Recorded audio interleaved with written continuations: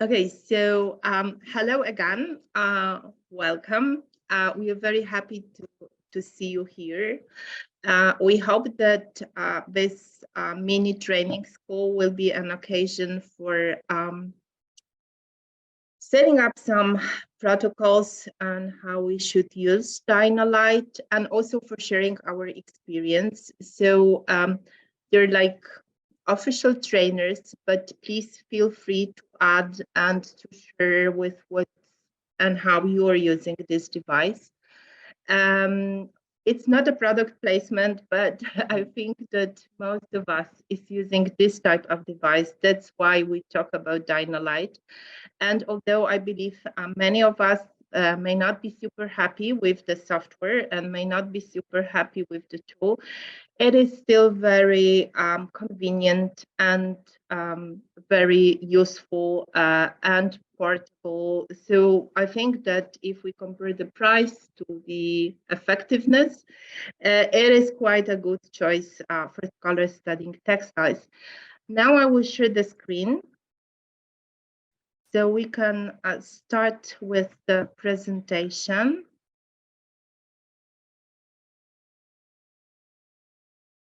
I hope you can see it well.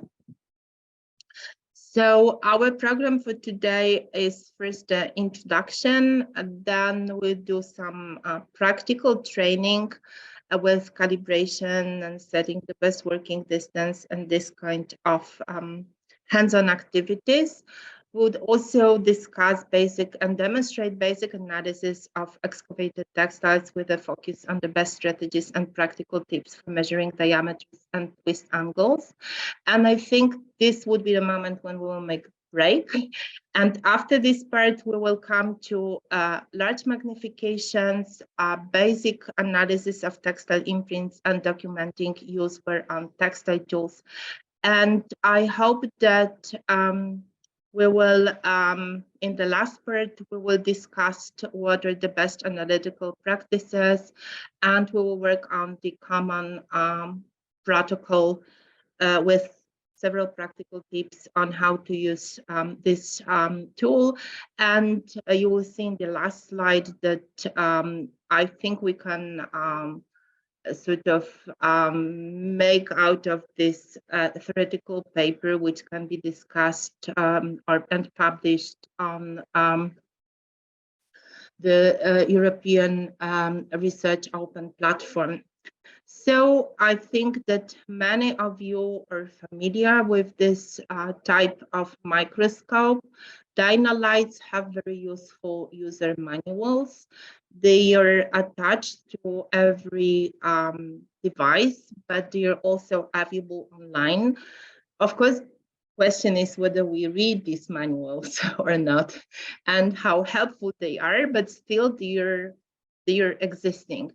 And then there is a very useful Dino-Lite website from which we can choose the product. And we start with this issue, that is how we choose the product, what we are looking for.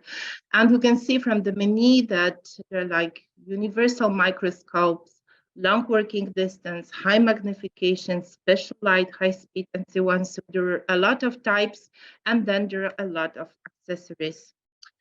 And like to go for practicalities, when you look for your model and how to choose your model, we'll discuss in a more detail in a second. You look for like the basic parameters. So you want to have the polarizer, which is very helpful when you have shining surfaces, then you can adjust your device for a better picture. Then if you want to have like smooth magnification from 10 times to 220 or from 20 times to 220, and if you want to have pictures with 5 megapixels resolution, you actually will receive like free models to choose in between. If you decide for a smaller resolution like 1.3 megapixels, then these models would be more numerous. And now there will be new Dino-Lite microscopes with 8 megapixels resolution, and this should show up on the market this year. So if you're considering buying your own device, perhaps it's worth to wait until they are available. And you may do the product comparison and look for all the parameters and like decide after that which one is the best for your needs. But it's not so easy. And we know that thanks to the survey made by Bela that we are using very different models. We are perhaps more like homogeneous in choosing the stand, and we are using or not using different accessories. So before we will go like to the details, before we will talk how to use the Dino-Lite, I'd like to ask Bela to tell about her experience and also the results of her survey. So Bela, it's over to you. Are you fine if I'm showing the pictures, or would you like to share your screen? Maybe for now you keep sharing, okay. And then when I turn on the Dino-Lite, then I share. Okay. Okay. So hello everyone again. By way of introduction, so because the aim of today was that we all share our experience, I thought one effective way to do this was to do a survey, which many of you filled in on Google Forms, looking at the range of topics that you see here. Next slide, Agata, please. So it was filled in by 31 textile specialists, which is quite a lot, and that's most of you. Most people had between 1 and 5 years of experience, and they worked with mainly organic textiles, a good number also with mineralized and other types of material. So this gives us a pretty good basis to discuss our shared practice. Next slide, please. The first question was, what type of, what model of Dino-Lite do people use? And I was surprised to see that there was no one right model. I also asked how people chose those models, and about half of the people who answered did not get to choose. They simply used whatever was available in their lab or in their university or institute. Those who chose based on the price, of course, and features like the polarizer, automatic calibration, automatic magnification reading, and image quality. So these are the models in the table that people have. And I've sorted them by name of the model, which also gives you the range of the prices. The big difference that you see is that once you're below 1,000 euros, you get the smaller camera, 1.3 megapixels. And if you're willing to spend about more than 900, more than 1,000, you get the 5 megapixel camera. A few people used special models which allow for high magnification, between 400, 470 up to 900.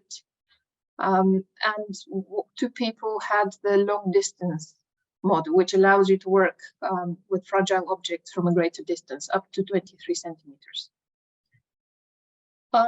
2 people used other microscopes, not Dino-Lite. One was the Celestron digital microscope, and Nin 4K Wi-Fi microscope, which even works with your phone. If those are with us, it would be interesting if they share their more details of their experience. So there's no one right model. People use different ones.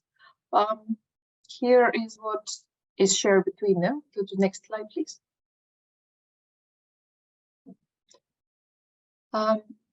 So when people were asked about how satisfied they are with the model they had, almost everyone was fairly satisfied, 4 out of 5, but not necessarily fully satisfied. The people who were most satisfied It didn't depend so much on the model, but on the type of material they used it with, mainly organic and flat textiles, but of course you can lay flat and get a good focus, and also use wear-on tools. The people who were least satisfied are the person who used the Nignon 4K microscope, and one of the people who used the long distance range. I guess this is, you had higher expectations and it didn't perform. So really, the main determinant of whether you'll be satisfied with your model is whether you can work with easy material like organic textiles, or whether you have mainly mineralized material which doesn't lie flat, which is the case for most of us. Okay, next slide, please. In terms of accessories, over 70% of the people said they do use a stand, and most of them use the one that you see illustrated to a similar type, which allows you to regulate the focus. This is the stand I have as well. So if you turn this screw, well, Bela, if you allow, because we have two cameras here, I can show the facilities of this stand after this part, because it could be visible like with another camera, so I can show all the... The point is that it allows you to change the distance very carefully, and that allows you to focus. With a handheld microscope, it's very difficult to get a good focus. About half of people, 46%, also use an additional light to the LEDs that you get with the microscope, because, as one person said, the LED in the microscope gives you a very flat image. If you want to see structure, you need an external light, and this ranged from people's flashlight on the phone to a backlight to just an additional lamp. Next slide, please.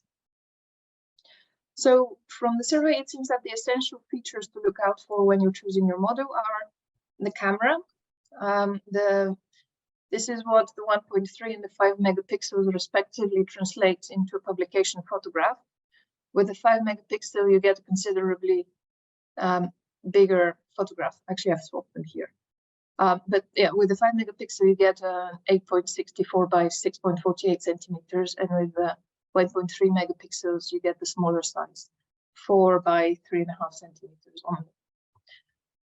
The next essential feature is magnification. Most people use between 20 and 220 times magnification.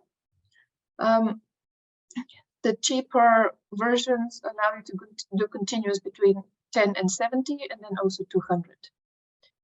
The next important part is working distance. That needs to be very close, down to 4 millimeters with most models. Many people said the polarizer was very useful, especially for mineralized material, which is reflective. And the stand I would also classify as essential. If 60% of people use it, then it really helps. Okay, next slide, please. This is a list of essential features that people said they use and find useful. The polarizer is number 1, followed by extended depth of field. Many people do not use essential features, and then down you see variations. Okay, next slide, please. The common problems that people shared having, and here are some of the solutions to them. Number 1 was the reflection on mineralized textiles and also polished stone surfaces. One way to minimize this is to use the polarizer. Another common problem is difficulty focusing. Using a stand helps, but it's not a perfect solution because the Dino-Lite has a very narrow depth of field. Another problem is the software works much better under Windows than with Mac. So really, if you can, you should borrow a Windows computer to work with the Dino-Lite. It's difficult or impossible to focus on curved surfaces. And this is not something that can be overcome if you buy the best accessories or throw a lot of money at it.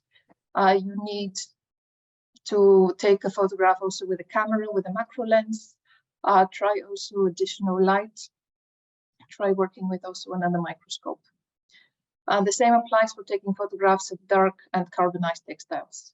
The Dino-Lite you can compensate the problem to some extent, with accessories, but at the end, if you can, try to borrow another microscope as well. And people shared problems also with the short working distance, which, as I said, is down to 4 millimeters at 100 magnification. And often I have the same experience that when you're so close, you're about to crush the very fragile samples that we have. And one person shared that when measuring and documenting details, it's very often hard to capture what I really see. This is very true, but it has also been my experience with other microscopes and cameras. This is simply the quality of the human eye is incomparable to the best machines we can buy. Okay, next slide, please.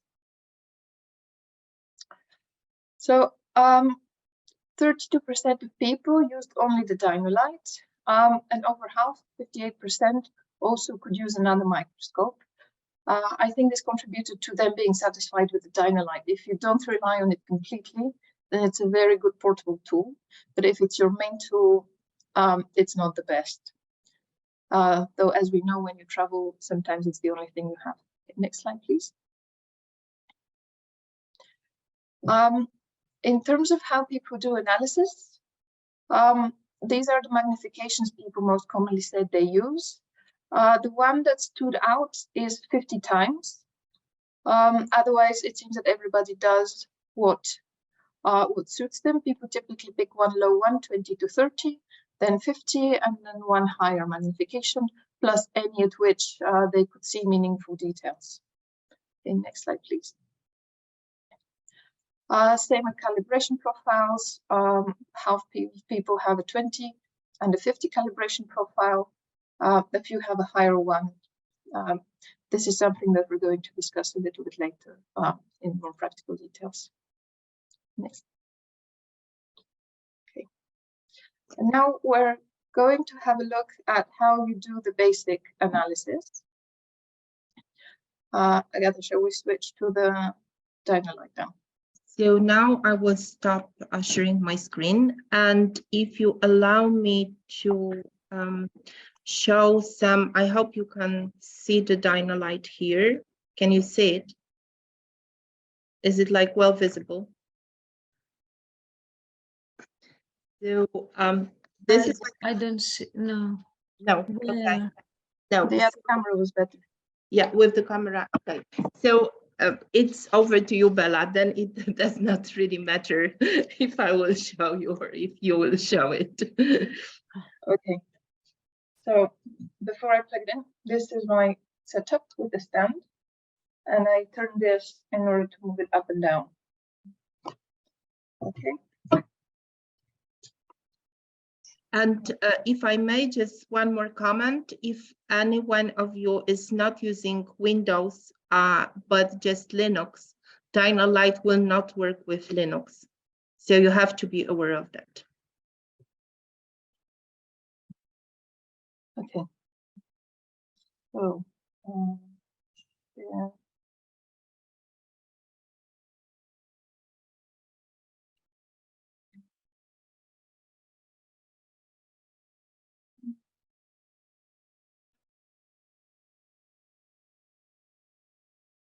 Okay. Do you see? Yes. Yes, Okay. we do. Okay, so I'm going to use as a sample this piece of scrap textile, which the label said was linen. And I'm going to Bela, can you magnify the picture, like to make it larger? If I make it larger, it takes up the whole screen. Okay. Sorry. Can you see now? Yes. Okay. So we'll start at 20.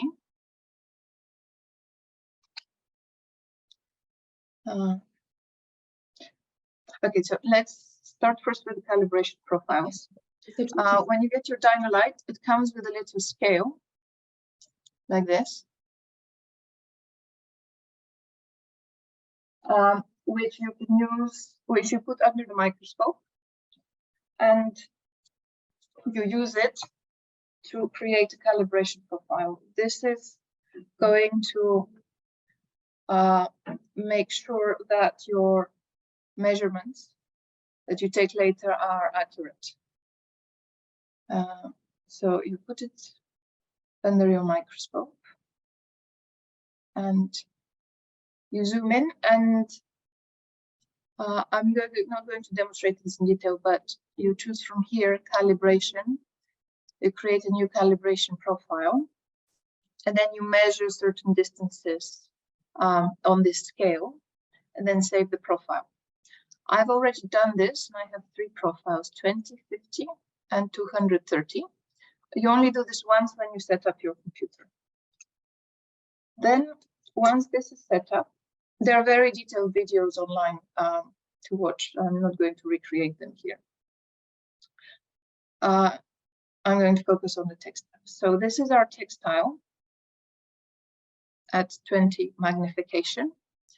We're going to move to 50 magnification, which is what most people said they use. And we're going to illustrate how you take measurements.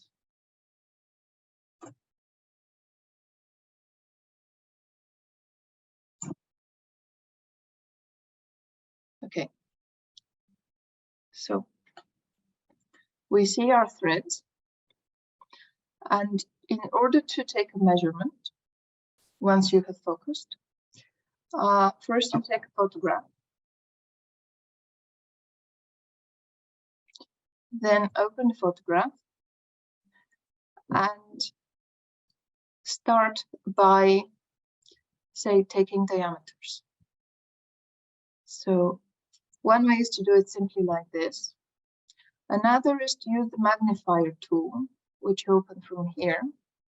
And this enlarges the area where your cursor is, allowing you to target the edges better. So you're sure you're pointing your cursor at the edge. Then you choose the measurements again, and you go from one edge to the next. And again, and so on for each of your diameters, as many as you want. Then we do the same for the other system. We take a diameter.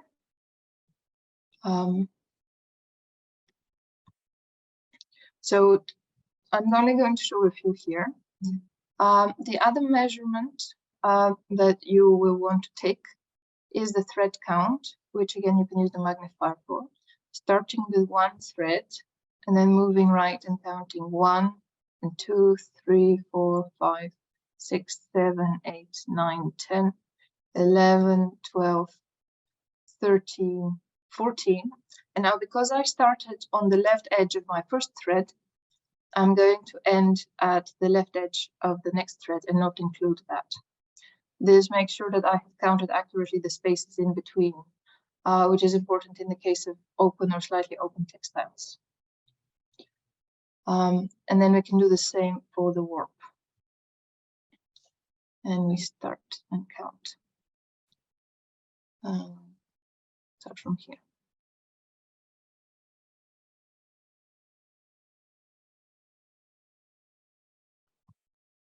One, 2, 3, 4, 5, 6, 7, 8 threads. Okay.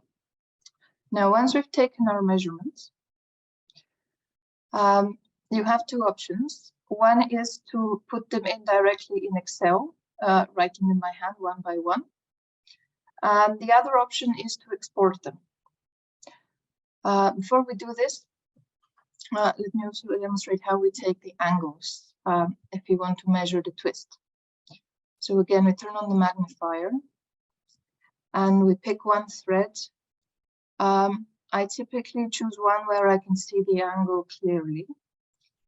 So you first put the apex of the angle, then measure either this line and then along the length of the thread. And this gives you the measurement of the twist. Let's do it again with a warp thread. So I pick the apex, then I go down the line of the twist, and then down the side of the thread. Now, I turn off the magnifier and I click on this table with the measurement properties. And here I can see all my measurements. This is the name of the measurement, and this is each measurement. The unit is in millimeters, and it gives me 2 decimal points. So these are the line measurements. Over here under this tab are the angle measurements. Now, I did this earlier to speed up the process. So I'm going to open the photograph on which I took more measurements. You see I have several warp and several weft threads. And once I take these measurements, if I have not transferred them to Excel by hand, I click here, Export to Excel.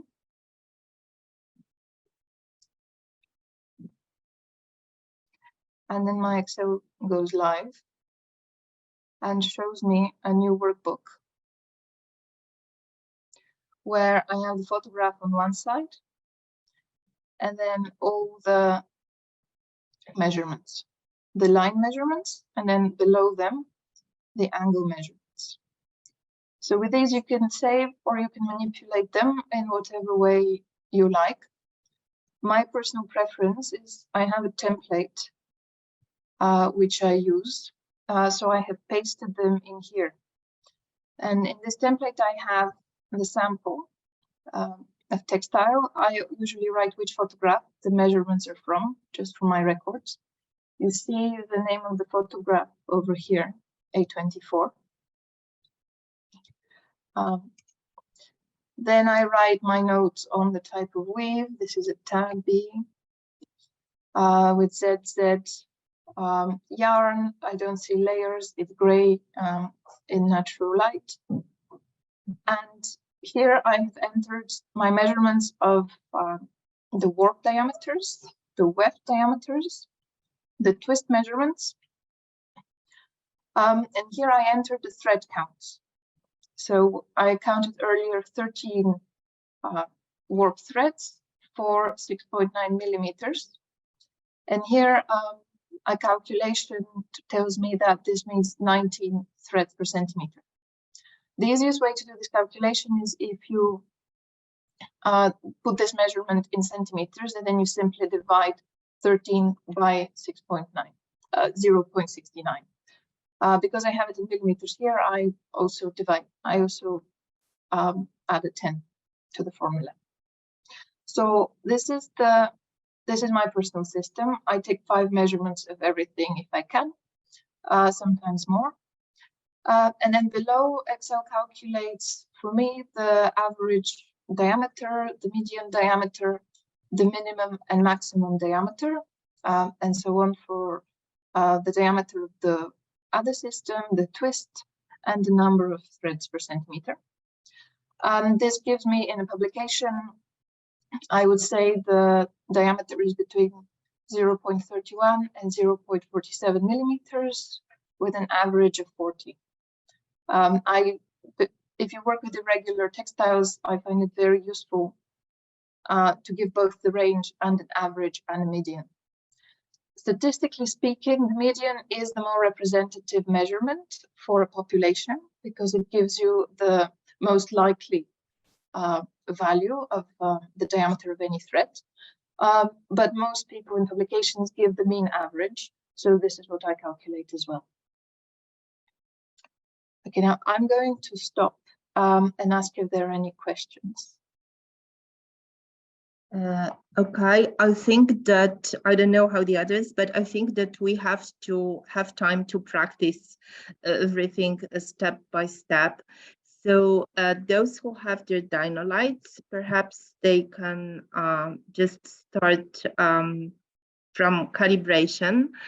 And I wonder if any of one would like to share your screen that we can see what you're doing. Would you like to do that? That one of the participants is sharing their screen? Do you think it's a good idea, or shall we like?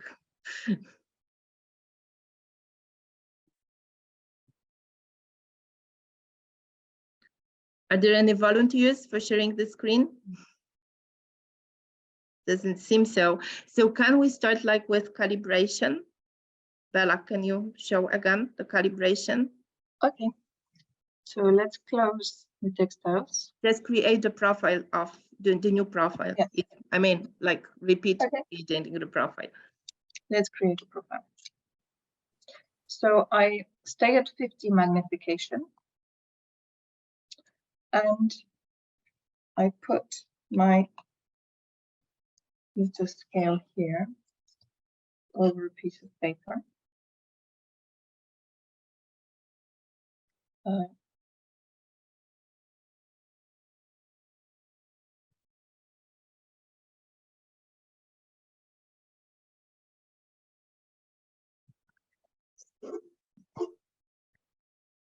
So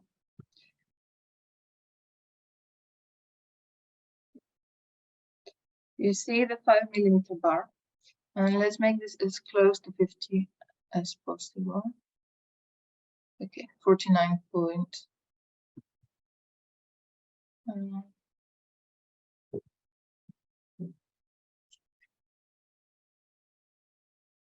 Okay, so focus.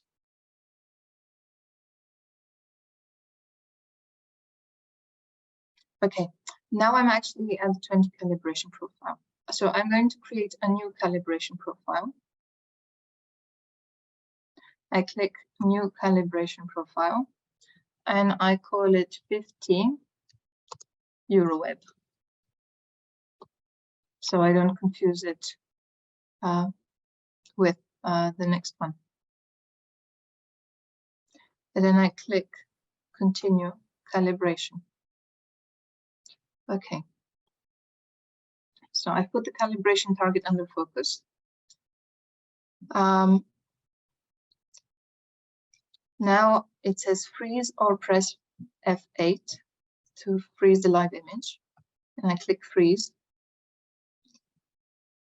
This is the magnification rate, 49.4. My model has automatic magnification reading. If yours doesn't, then enter it.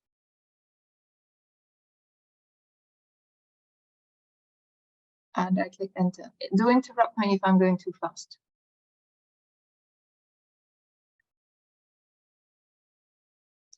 Okay. Then it says adjust the two endpoints of the measuring line to a known distance on the calibration sample. So to do this, I turn on my magnifier to make sure I do it as accurately as possible. And then I take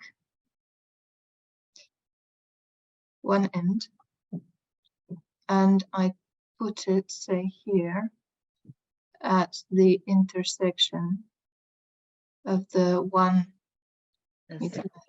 I put it to the right of the black line.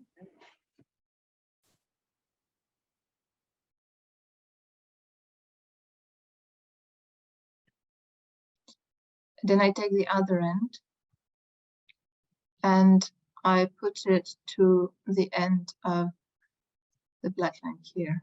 Let's put it here in the middle. This is in the way. So the other end I put at the end of this black line. And this gives me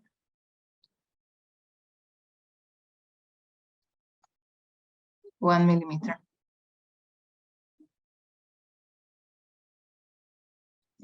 Okay. And now I enter the known distance in millimeters, 1, and I click enter. Is everyone following?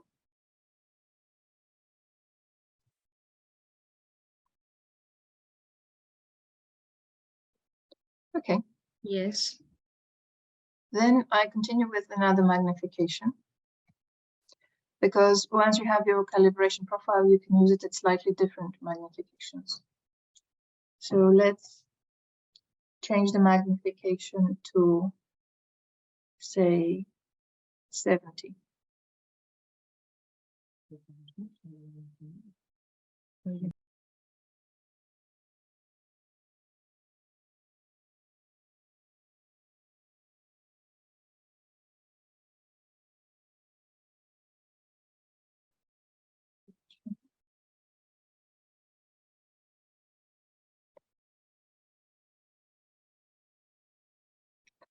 So we focus.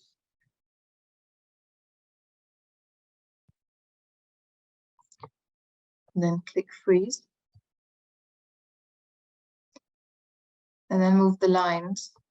The first line will do the same for consistency. We put here to the right of the 1 millimeter mark, and the second marker to the right of the 2 millimeter mark.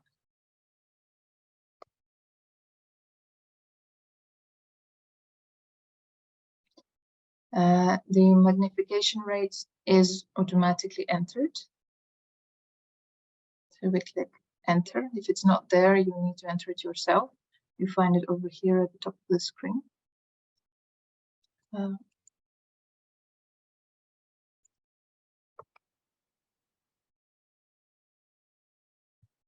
And then we enter the known distance, which is again 1 millimeter. And we press enter. Now, if we want, we can continue with another magnification. Should we do a third one?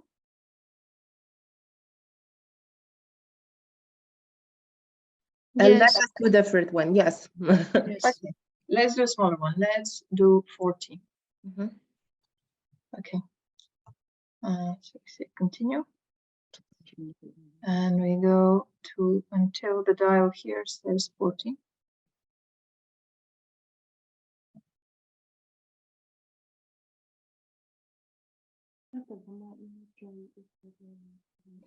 And we focus. And we say freeze. Now the magnification rate 41. Correct. We click enter. Then we adjust the two endpoints of the measuring line to the same places. After the 1 millimeter line.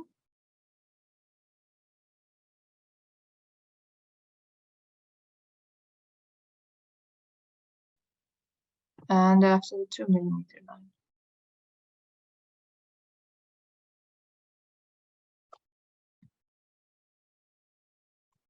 Okay. So the line is flat. Okay. And now we enter the known distance here at the bottom. Again, 1 millimeter. And click enter. And now click finish.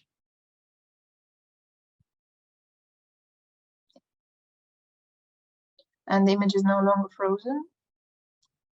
And if you go here to the top under calibration, you should see your new calibration profile. Why does it not appear? So this is my 50 calibration profile.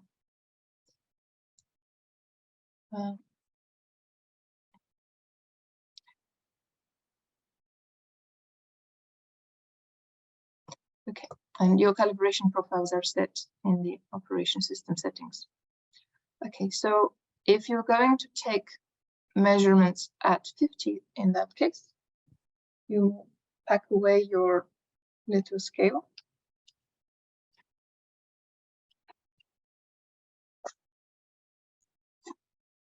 Put the specimen under the microscope. And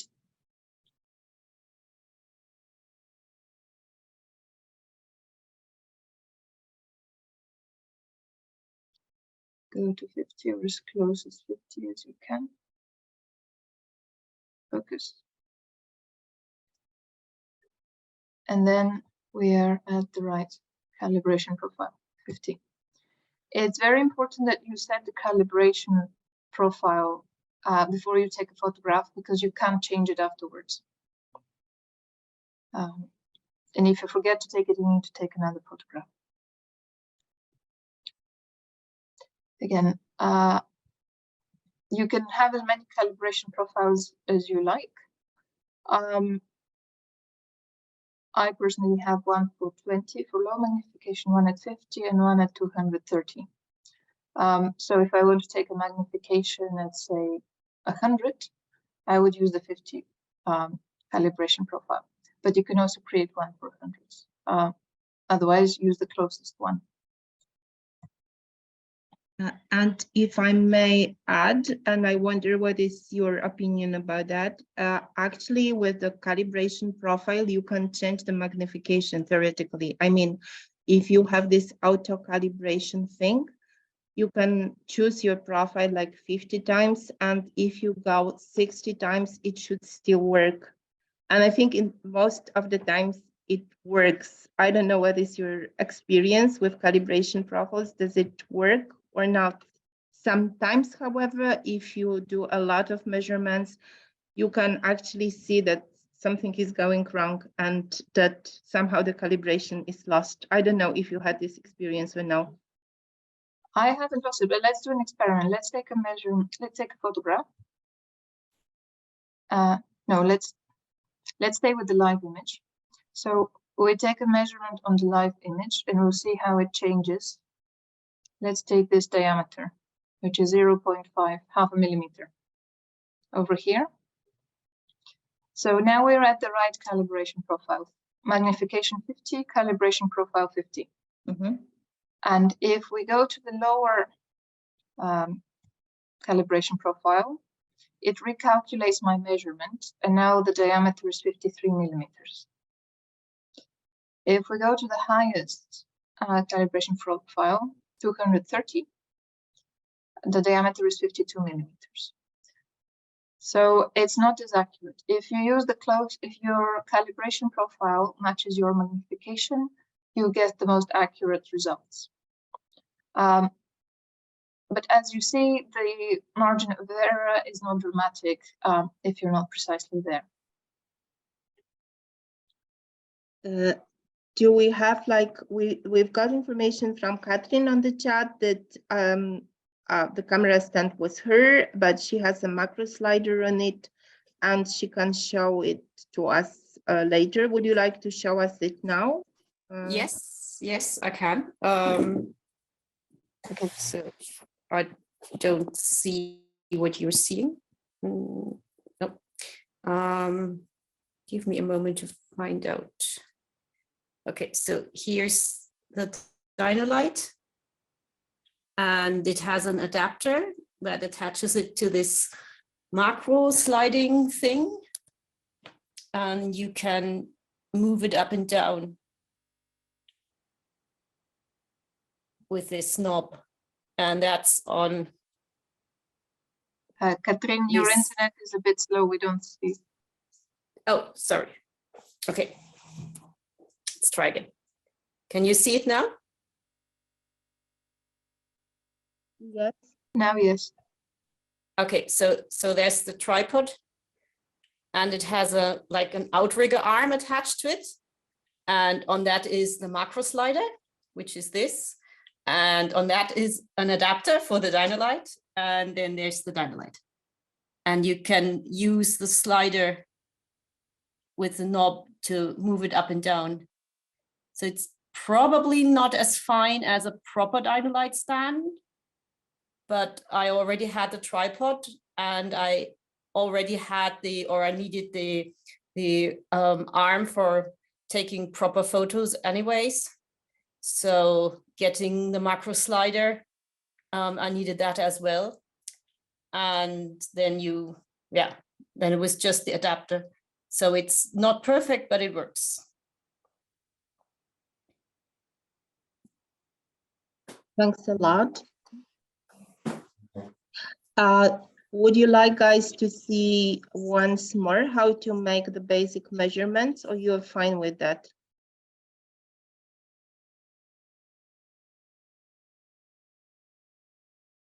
I will be happy to see it again. Thank you.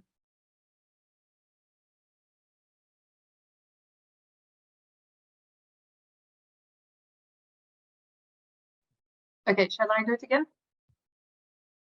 Is it Yes, possible please, that you make yes. it somehow full screen? To make, I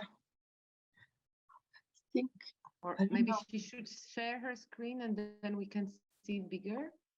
Yeah, I will. Let me just open it because my computer goes very hot when the Dino software is on, so it turns off by itself. Okay, let's put away the slides and take a textile.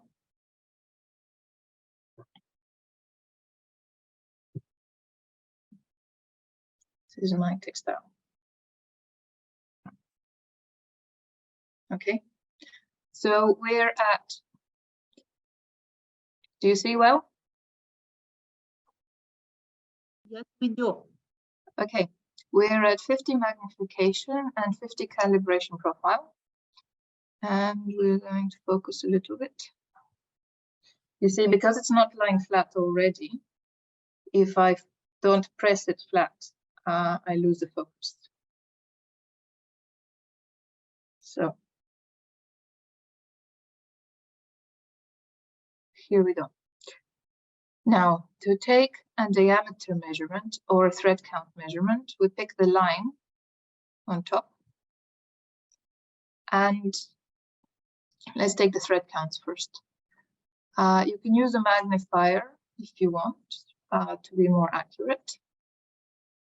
And we place it to the left side of the thread. And then we count 1 thread, 2 threads, 3, 4, 5, 6, 7, 8, 9. And we try to aim for the left side of this thread as well. Let's see, it's here. And now if you're me, you need to write it down immediately that this is 6 millimeters and 9 threads, because otherwise I'll forget and I have to count them again.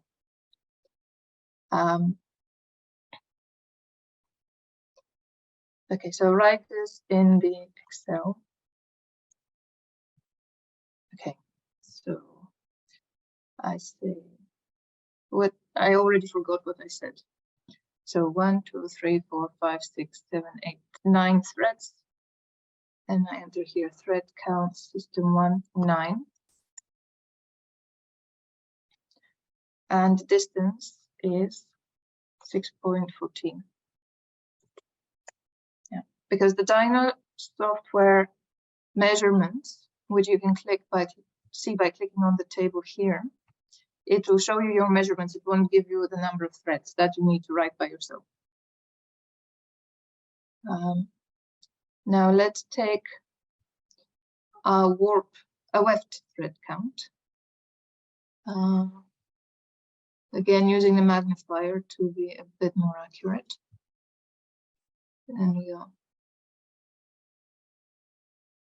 And then we go from here. Why is it not starting?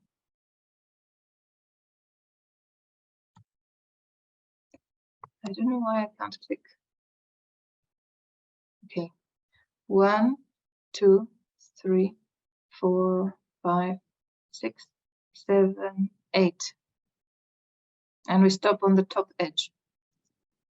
8 threads, 4.19 millimeters.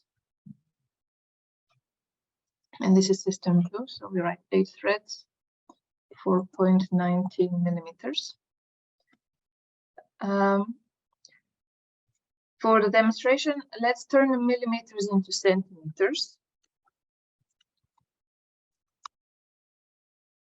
And then we can calculate the number of threads per centimeter by saying threads counted divided by centimeters. So this will be 0.614 centimeters. And then let's make this millimeter also in centimeters. And then we divide threads by centimeters. And we get reassuringly a similar number as above, because this is an industrial textile. So we have 15 by 19 threads per centimeter. So far, so good.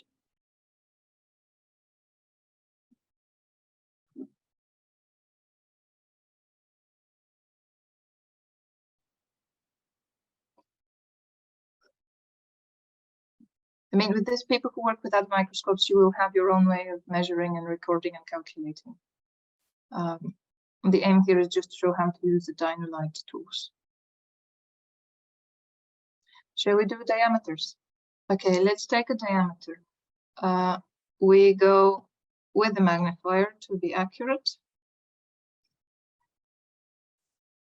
And we go from with the line measurement from one side to the other. And let's do a weft diameter from the top to the bottom. Click and click. And our diameters are now here. We have one warp, one weft diameter. Again, this will, when you export the measurements, it will give you only the measurements. It won't remember how many threads you counted and whether you measured warp or weft. So for that, you need to note in your own notes. The easiest way I find is to take 5 warps and say, know that measurements 1 to 5 are warps. Then to measure 5 wefts and know that 6 to 10 are wefts. Otherwise, of course, you enter them by hand in Excel one by one, and then you don't lose anything. Okay. Now let's do an angle. Is everyone okay with the diameters? No.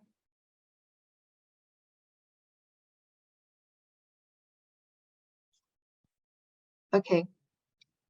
Let's do an angle. We pick the angle measurement tool, which is this one, 3 points angle.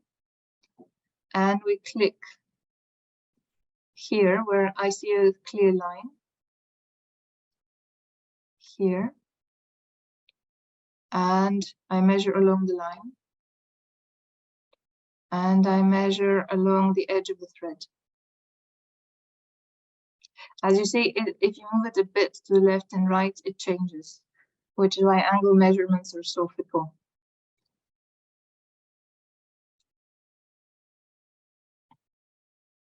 Okay, let's do another one.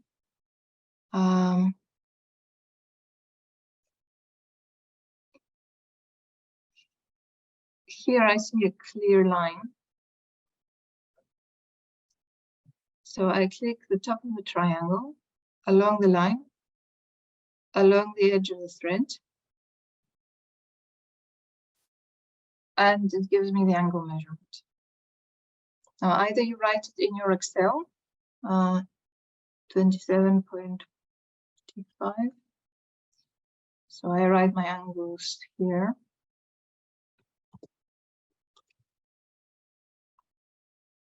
$29.42. Or you go here and you can export them.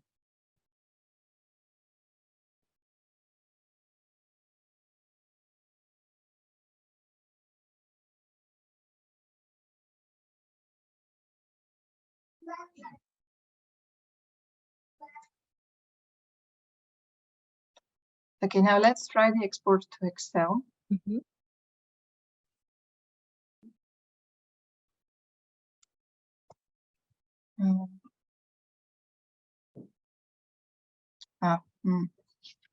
It's one thing I didn't take a picture. So now that we have a picture with the measurements,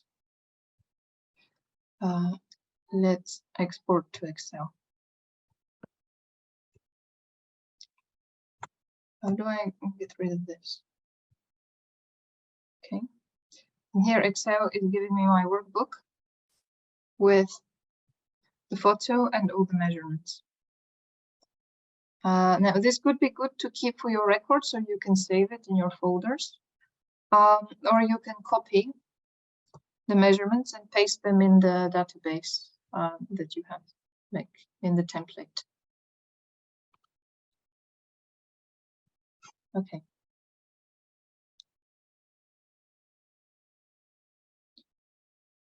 Something we didn't mention earlier is folders. Shall we cover this now, or? There is also the question from Eva that you are not measuring the length in the middle of the thread, and this is something I do not quite understand. Can you tell us what is your question? Or Bela, do you understand the question? I think I do. So you're saying, and you're right to point out, that I'm not measuring the diameter here in the middle of the thread, but I'm measuring it here at the edge. And this is because at the edge, I see the edges clearly against the black background. This is a debate. It has nothing to do with the Dino-Lite. It's about where do we measure thread diameters. So I guess all of you can chip in about how you do it and what's the correct way to do it. For me, the textiles I have seen, if I measure in the middle, this is where the threads press against each other, so they're a bit wider. And it's a little bit misleading. At the end, you're right that it's also could be misleading because then they press down and it could look narrower than it really is. So ideally, you should take a number of measurements. We'll talk later about how many.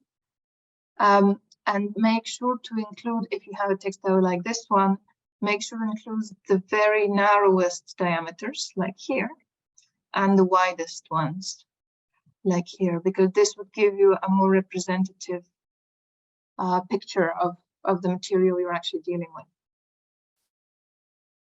with. Does anyone else have thoughts?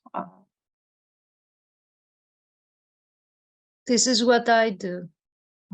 Take multiple ones from different areas, but I tend to avoid any middle areas wherever I see them too much frayed or pressed, as you said. Yeah, me too. I avoid the middle because it's usually more pressed. Here it's tight Yeah. because this is, I mean, this is a few years old, but when they're archaeological.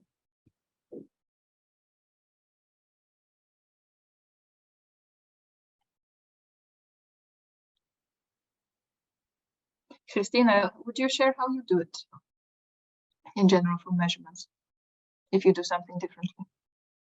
I don't do anything different. I just try to I take as many measurements as I can. And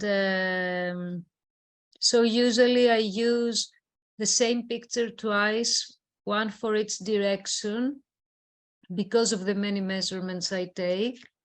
And I also try to look for areas that the thread looks more proper, I say, because of that reason.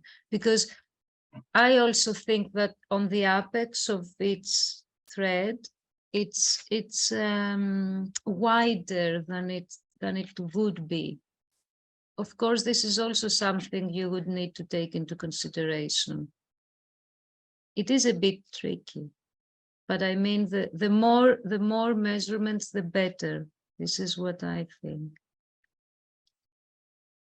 Yeah, I agree. And you raised the question of, yes, how do we save this data then? Apart from the Excel that we have with the measurements, we can also save the photographs, and we'll look at that now. So would you like me to come back to the PowerPoint? I'm going to just show how we save the photographs, and Okay. then you go back. Okay, so you have your photograph here with all your measurements, and how are you going to publish it? You can do two things. One is what I tend to do is I take a photograph before the measurements, I save it, then I take a second photograph with exactly the same place, and I take my measurements. What Christina suggested can also be very useful, that you do one photograph for the warp, one photograph for the wet, and you save them all. So you have many photographs and it's clear which measurements are for where. So in publication, it's rare to see the measurements. but you want to keep them for your record. So the way to save this is Dino-Lite is automatically going to save them here. So if I close the photos and I go back to the menu, it will keep them saved. If I want to take them out of Dino-Lite, I go here, save as. So I select the photo here. It's important you need to select it on the left side in the menu. And then you click save. And there are different options for saving. The important thing is to pick the bigger image size and the largest resolution, DPI 300. This is what most publications will want. And now it's up to you whether you want to keep your notes and measurements. So here you have a field where you can write notes. So say textile 1, you can write inventory number and whatever else you want. And when you go to saving the photograph, this will be included if you decide so. You can save several versions with the header, with the drawings, with the measurements, or without. Play around and decide what suits your purposes. Then you click continue, and your photograph will be saved in a folder called Digital Microscope default, unless you tell it otherwise. Then you pick a name, like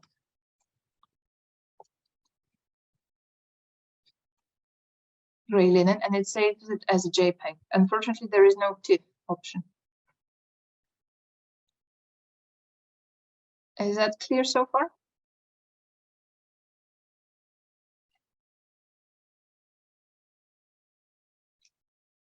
Let's save it again without the measurements. So we have a photograph here without the measurements. We select this one and we save. And we pick whatever was the last image file, gray linen 1, gray linen 2.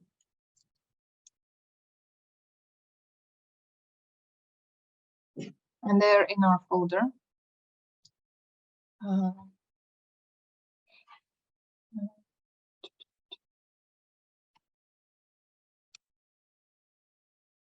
Documents, digital microscope, gray linen 1 and 2.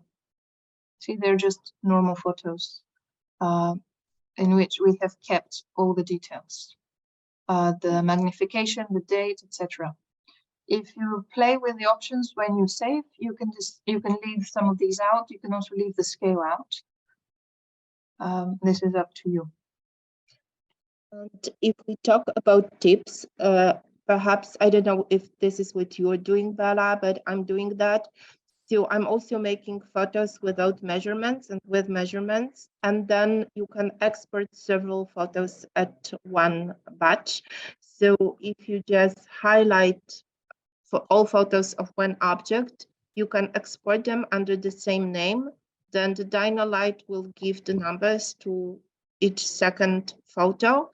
And then you have, then the export process is much faster. I don't know if you do that.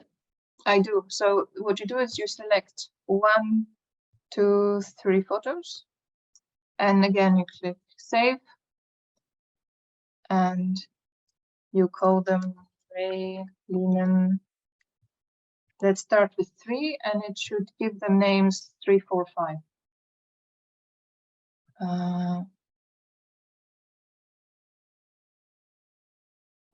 But it hasn't.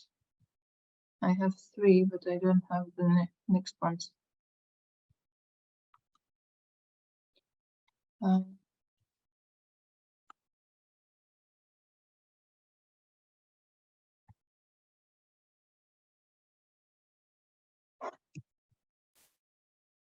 Let's call them batch. I don't know, Agata, it's not working. Perhaps I can show it on my Dino, if you like. Yes. Okay.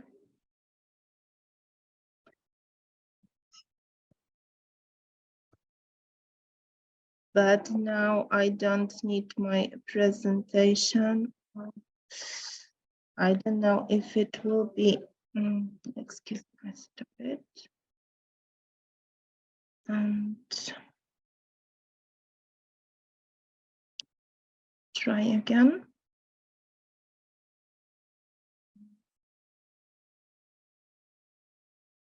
Sorry.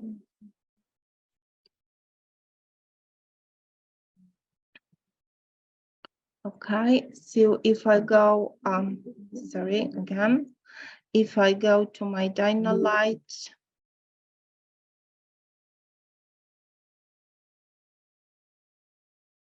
I have the, okay, doesn't matter. I have like, whatever, let us do it like this. And if I want, can you see my, yes. So then I have like save as. If I want to keep all, I keep all, then I continue. And then I have to choose where do I want to save them. And I think that here is like the place. So it's like training, save. And if we go to, sorry, here are, okay, I will show you. So here they are saved like training 0, training 1, training 2, training 3.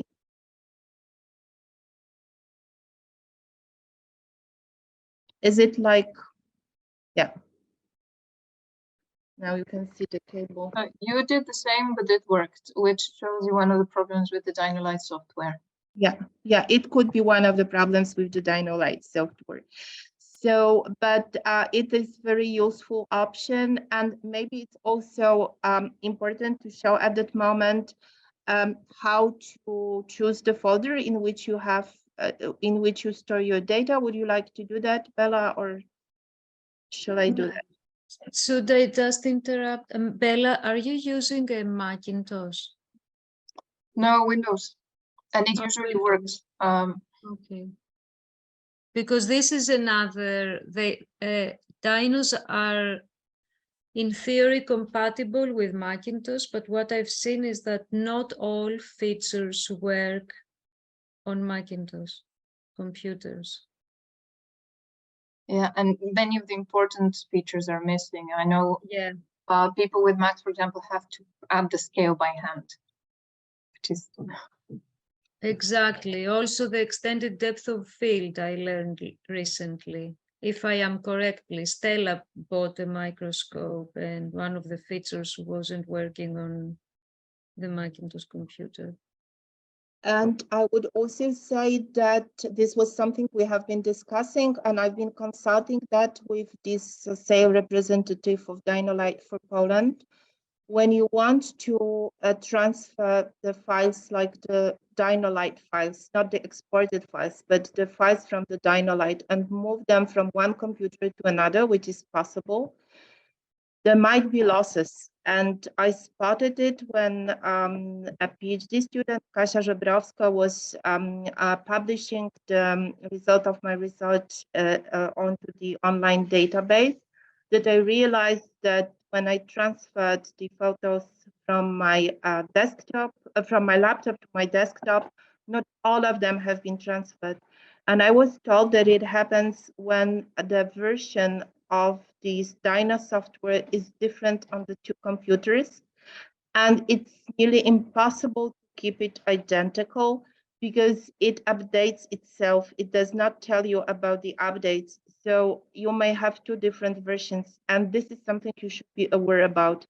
But I think it's still worth to keeping like backups of the raw Dino data, just in case, not just to store them on one computer or one desk. So, and as I told you, like we had a short discussion, it's the best is like a normal PC computer. Then there are problems with Macintosh, but if someone uses Linux, not Windows, it's not working at all. But we were told that the new software 3.0 will show up this year. So let's hope that these problems will be solved. And now for storing, do you have any questions like to the part we've been discussing now?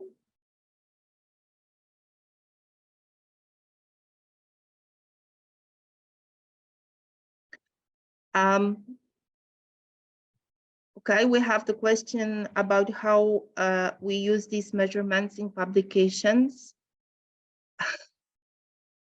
It's not an easy question. I think it depends how do you foresee publishing your data.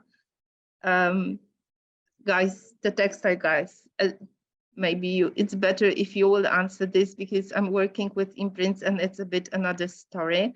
But I can tell you how I'm publishing the data from my imprints. It's like all online.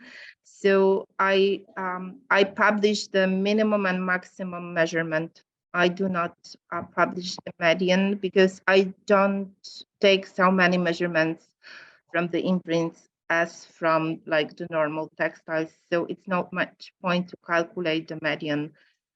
So that's how I publish them. But I think that for the textiles, it's like action textiles, it's a bit different story. Can you tell us, Magda, Bela, Christina, what are your practices? I tend to publish an average and then plus and minus, and whether that plus and minus is 1 or 2, it has to do again with an average of the plus and minuses. I don't know if I'm clear enough, because sometimes the plus or minus could be 3. So you would say the thread diameter is 1 millimeter plus minus 0.5. Yeah. Okay. Another thing is that I think I could say now 90%. I use microns, not millimeters. We did a very brief comparison with Irene Skulls.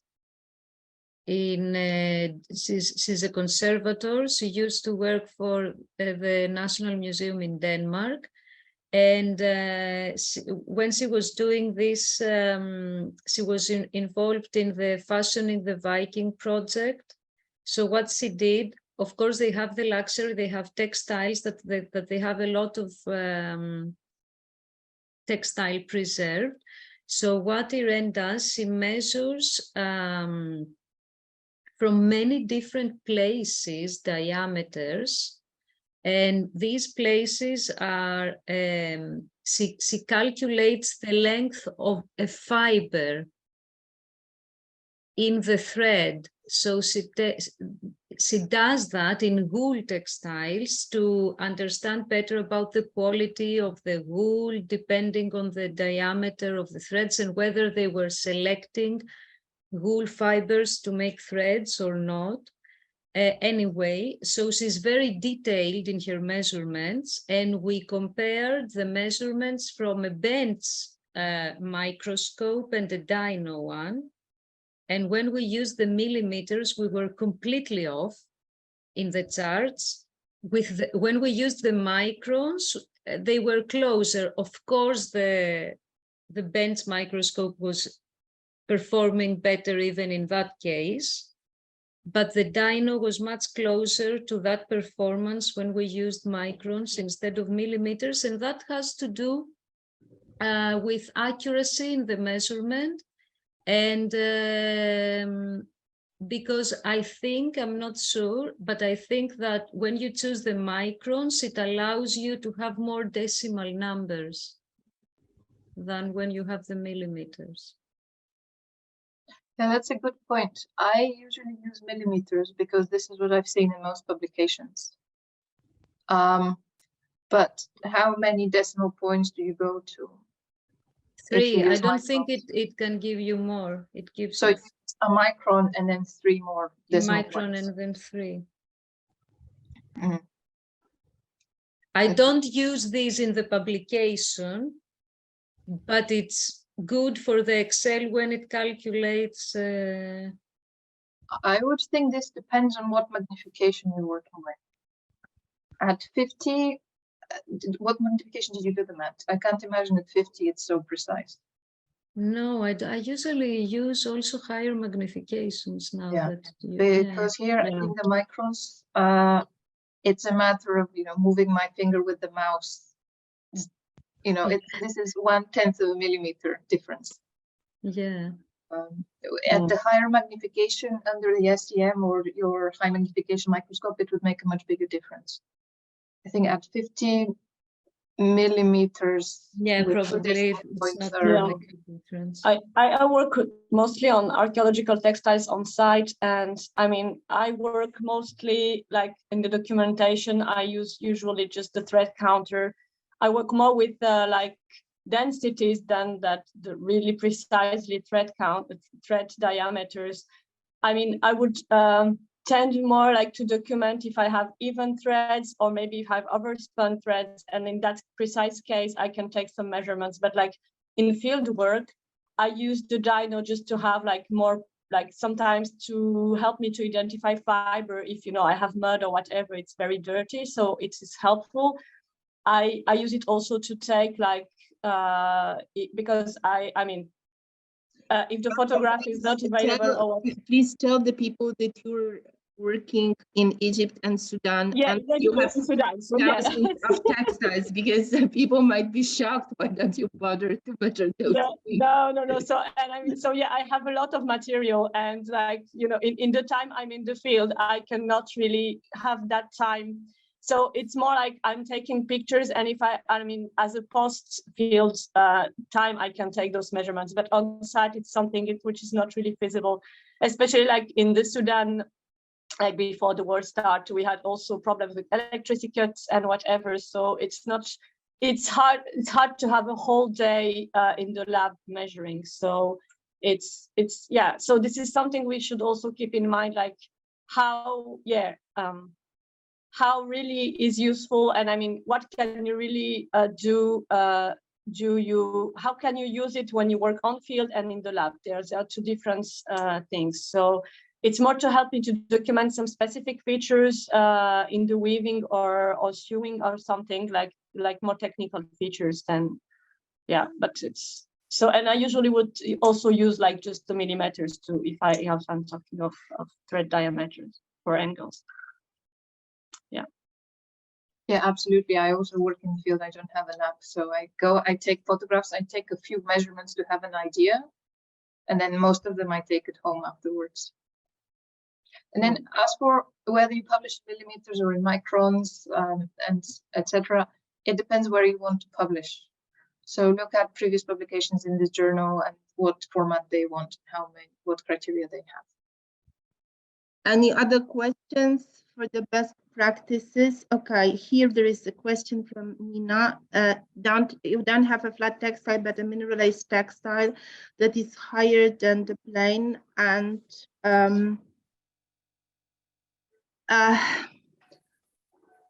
you will.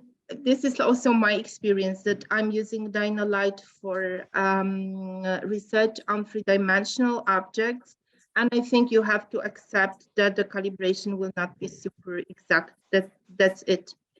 You will not have like the best calibration if the object is three-dimensional, and that's it.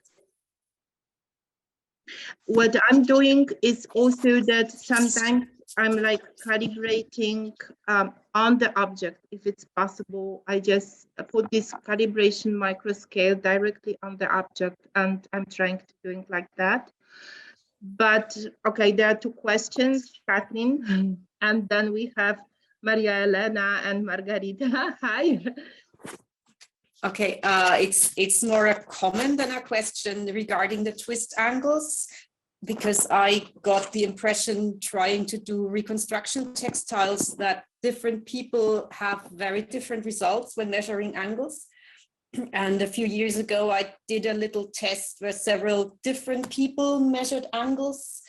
And the result was that on the same thread, using a Dino-Lite software with the same person giving the same instructions on how to measure twist angles, I got one measurement that's about 21 degrees and another that was about 50 degrees. So maybe I can show you. It's on the other screen. So I don't know if you can see it, but these are the, okay. I can try to send a picture later. So I still think it's important to note a twist angle because that's the best we have. But for a lot of purposes, if you try to reconstruct a textile, a twist angle number that's given to me is much less helpful than a good picture of the textile. Because it also, it varies so much. It's really incredible. So. Thank you for sharing. I have not experienced such huge differences with twist ankles, so I cannot comment, but maybe Maria Elena and Margarita. Hi everyone, sorry, I'm in meetings in and out, so I'm coming in and I haven't heard everything, but I think it's been a very, very successful meeting so far. And it's great to try to talk about things that we can hopefully try to standardize a little bit, especially for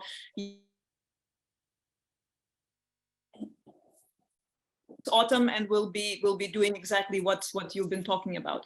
No, a couple of things. First, actually, thanks for Catherine for commenting on the angles, because actually it's after hearing her papers, I think it was in NESAT some years ago, that I decided not to use the exact, the report exact angle measurements, but rather go through these kind of broader categories. Because yes, even when a single person measures the same angle, you will get slightly different results. It's the same with diameters. And furthermore, reporting, for example, up to second, third decimal point creates a false sense of precision, which doesn't exist in reality. So I think that there's something that we need to keep in mind, that also maybe reporting in microns creates this idea that we can measure down to microns. But, you know, every time you measure it, even, you know, just doing several measurements in a row, you will get a different number, and can be up to 20, 30 microns difference. I've tried this. So I think we need to be aware of not to make it overly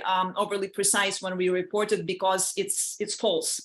The other thing that Bela brought up, and I also wanted to underline, is the fact that Dino-Lite is a fantastic tool as a fieldwork tool, but we cannot use it as the only tool really when we work really in depth on material. We need to use much more precise instruments, whether it's a stereo microscope or more specific TLM, SEM, and so on. So of course, often we have no choice. In the field, this is the only way to go, and it's great that we have it, but just let's be aware, and maybe we can plan within the EuroWeb. There is still a possibility also other workshops dealing with other kind of instrumentations, for example, SEM. What magnifications we use, why, how we measure things, why we do this or that. I think that might also be very useful to compare different methods of work that we apply to textiles, and also see also where kind of the precision level ends and begins with each tool. For some aspects, it's more than sufficient. And for others, I think it's important not to forget that Dino-Lite is a very rough tool in the end, rather than a precise tool. So that's my five minutes of. Thank you very much. And here it comes also the question about different cups. We will be talking about the cups because really they can be helpful. They come with the edge models, and yeah, we will comment on cups. Any more like voices in the discussion? Yes, Teresa, please. I have a question. We will speak about the backlight or not? Because I have got a backlight for 300 euro. How much was it? And I'm not really satisfied with it. I can't work with it. It doesn't show a fiber. we will talk about backlight when we come to large magnifications, which is Christina's part. So yes, we will talk about the backlight a bit. Right, thank you. But not the Dino-Lite one, actually, I think. Any other questions or comments as for the moment? Okay, so Christina, would you like me to share the screen again to show the presentation? You were muted. I can share it. Okay. Okay.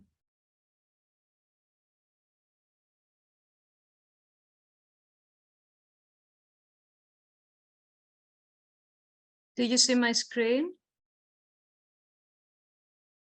Yes, we do, but not in the presenter mode. Okay. Now it's fine. Okay. So there is another dino we're going to talk about. And it's these are the models that give you very large magnifications so that you can look at fibers, not threads. The one I have been using is this one that gives you also a 5 megapixel resolution images, and the magnification is from 7 to 900.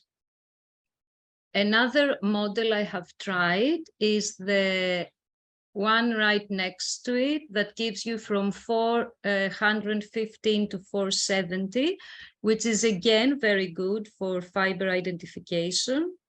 I just wanted the larger one I could get. Now the big thing with these dinos is the light that you can use to look at your samples, and it makes a great difference. Of course, they also have flexible LED control, but many other models have that. So you can choose, so you have usually 8 LEDs in your dyno, and you can choose to have switched on 2, 4, 6, or all 8 of them. So you can do that with that one. But these models with a very high magnification, they have this coaxial lighting. So the light travels along with the optical path, and also they give you an option between bright field and dark field, or like scattered light. I know this is too much information. This is not something I know by heart anyway. The thing to remember is that they help with improving the quality of the images and to bring out some features of the fibers that you really want to study, that you wouldn't be able to see with normal lighting. So in this case, the dyno substitutes in a way the optical microscope and not the stereo microscope. Of course, as Margarita said, they can never be compared. I'm sure even what Bela said, that the first time she used it on a mineralized textile, she could not even see it with the dyno, but she could very well see it with a stereo microscope. The thing to remember with dynos is exactly what Margarita said. They will never substitute proper microscopes. It is something that can cover our needs when we cannot transport our find or our microscope or even samples from our find. That I know it happens a lot in places like Egypt, for example. And the main thing is the dyno is a digital instrument, whereas our microscopes have built-in very advanced optical lenses. Now, with the high magnification dyno, it's the stand is essential, because the magnification is so high that the depth of field is so narrow that even the slightest moves will completely take you out of focus, and you'll even lose your sample. You will not know where to focus again and see it. So what you see here, this is the stand I have, and then you can add this base on the stand, which is a rotation base, so that you can move through your sample without having to move it by hand, so that you minimize the movements because of the narrow depth of field. And what does the narrow depth of field means? It is actually the portion where you can have it in focus, and this is tiny.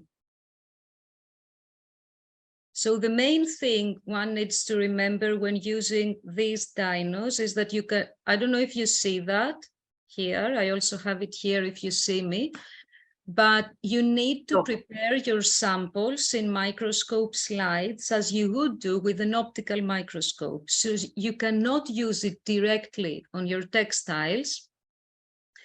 The magnification could be enough if you get a fiber sticking out of the thread, but it would be just a lottery to put it in focus. So that's why you need to prepare your slides. And what do? We take our microscope slide, we have our cover glasses that can come in different sizes and shapes, and you can actually use one slide to put more than one different samples. And then you use a binding medium. You drop it on your sample and then you cover it with a glass slide. The mounting medium I use, the permanent one, is Entelan because of it's a resin actually dissolved in toluene, that's what it is. And the refractive index of the resin, it has that much a difference with the refractive index of the fibers that it allows you to see it. There are many different ones. I have found that one to be quite good for all fibers. All the fibers I have tried it with, both proteinaceous and cellulosic. So I'm going to go into a bit more detail. So you have your stuff there. You need a lens, a magnifying lens or a stereo microscope to work with. And what you do is you cut a piece of your thread and then you use pins or needles or whatever to fray it, because the depth of field is so narrow that even many overlapping fibers, one on top of the other, will never give you an image that's entirely in focus. Then you just, when you have spread your fibers enough, you put a drop of the binding medium and then you cover it with the glass and you're waiting for it to dry. Sometimes when you have coarser fibers, like from plants like papyrus or from hair, goat hair, or even horse hair, you might need something to keep the glass cover down until it dries, or else you're going to have bubbles, and then these are also going to air bubbles, and these are also going to create problems with your slides. Now the caps, but I think Agata will also speak about that in more detail. The edge dinos, so the models that are in the edge series, what does that mean? They give better image quality and they come with many different caps, not the same all of them. And these caps can either be used to help you achieving a magnification, so because they put you away from, because you can adjust the distance from your object, or especially the ones that are not completely transparent, they help to diffuse the light, so they give you better lighting conditions that really improve your images. I have tried one with a carbonized textile. So I have tried different caps, and the milky plastic one gave me a much better image, although I have to say that the polarized light improved even the carbonized textile more, as Bela was saying with the mineralized textiles.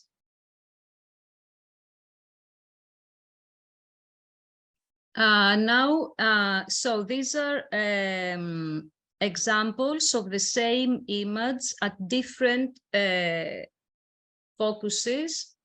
So these are the air bubbles I was talking about. You can see how much they can ruin your sample. So this is wool. I have inserted these here because I don't know if you can see clearly, but you can see that even with a slight change of the stand, and that's why you cannot do this by hand, you have different fibers in focus every time, even in the same tiny area that you're working on. Again, this is another example. I think it's clearer here with flax fibers, where we start with these fibers in focus, and then we end up with the other fibers in focus. So this is how narrow the depth of field is. You cannot really use this microscope without a stand unless you put it on your slide, but then you cannot move along your sample, so you have one area. Now, the bright field and dark field I was telling you about, here you can see the same picture with different lights. So this is the bright field and this is the dark field. And again, here the bright field and on the right, the dark field. As you can see, the features of the fiber stand out better when you use the dark field option. And these are the features that would help you maybe identify the fiber. And of course, here it is a new fiber, and you can tell that it is flax even from this picture. But if we move to an archaeological find, then that feature could be really, really helpful. And now this is an example when we use the feature of the microscope that it gives you with coaxial illumination and then don't. And you can see here, you can barely see the fiber. You might say why they have it, because of course you can use it with other materials that it will probably work. But for us, this feature is very, very useful.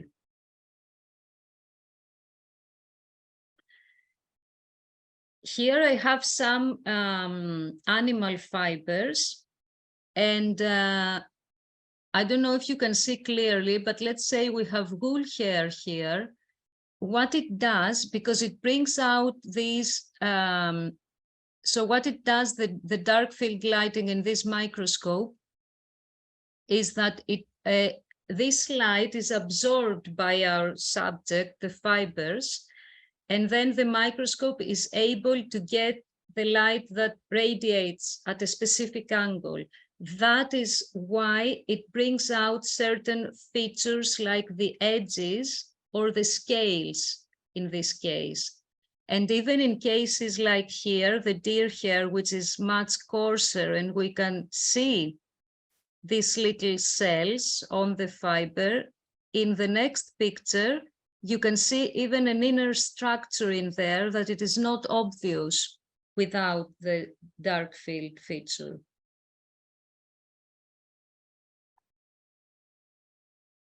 And here I have some images that we have different LEDs switched on. Maybe you cannot see a difference at all. Here we have all the LEDs on, here half of them and here fewer. The less light, the better, I have seen sometimes when you're looking at fibers, because they are transparent. And here is another example. So you see here, the edges are fainter, and then as we switch the LEDs off, they become more prominent. And when we go to back to dark field, we get an even better image.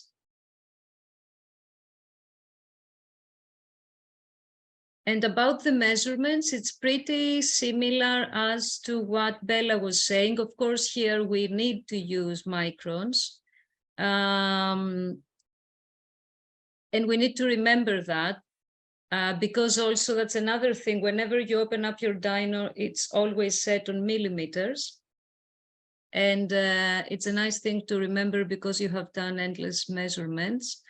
And what I do with fibers, I try to get as many measurements as I can, and from many different fibers, because you can see even in the same thread how much the diameters of the fibers can vary.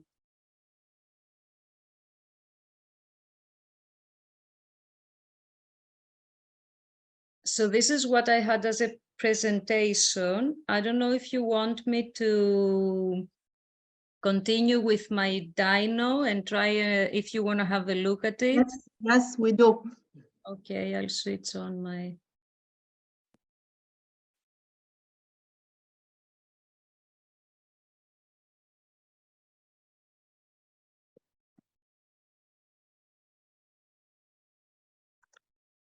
Okay, so we have here this sample.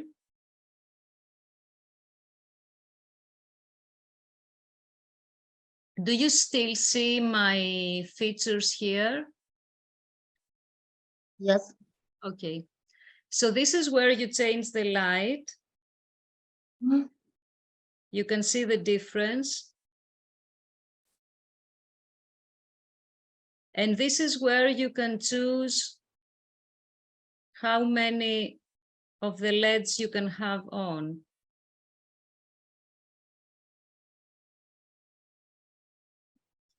And this is about the axial lighting. Hang on a minute.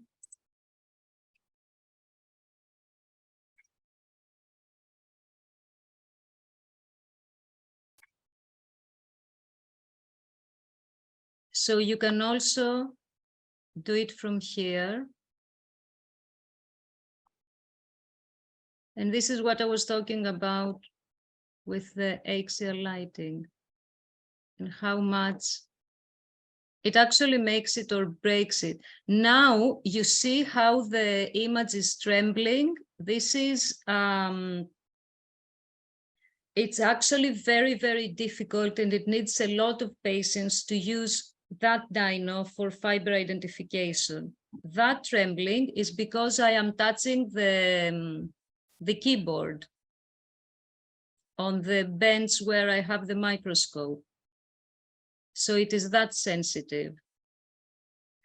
Another very useful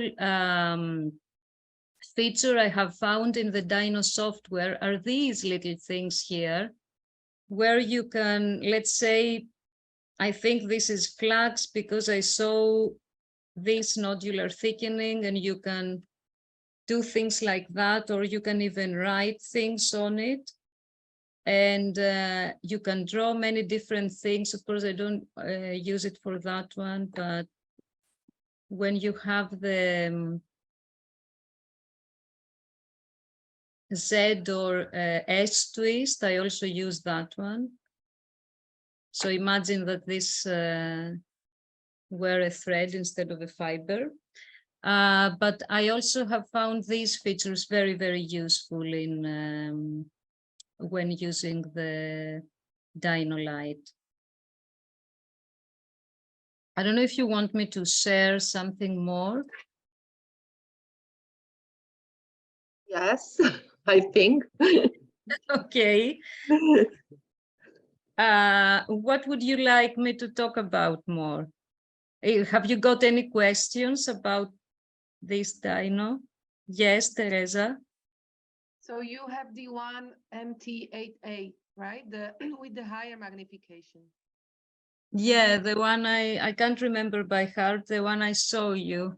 With the 700, 900 magnification. Yes, the 700, 900. And have you worked with the other one? Is it a big difference? I'm sorry. The one with the 400 magnification. If you worked with it. I have the people in the Dino suppliers in UK, they were actually kind enough to lend me both of them before I bought it. And so yes, I did use it to try it. For me, because it is limited in the quality of the image anyway, compared to an optical microscope,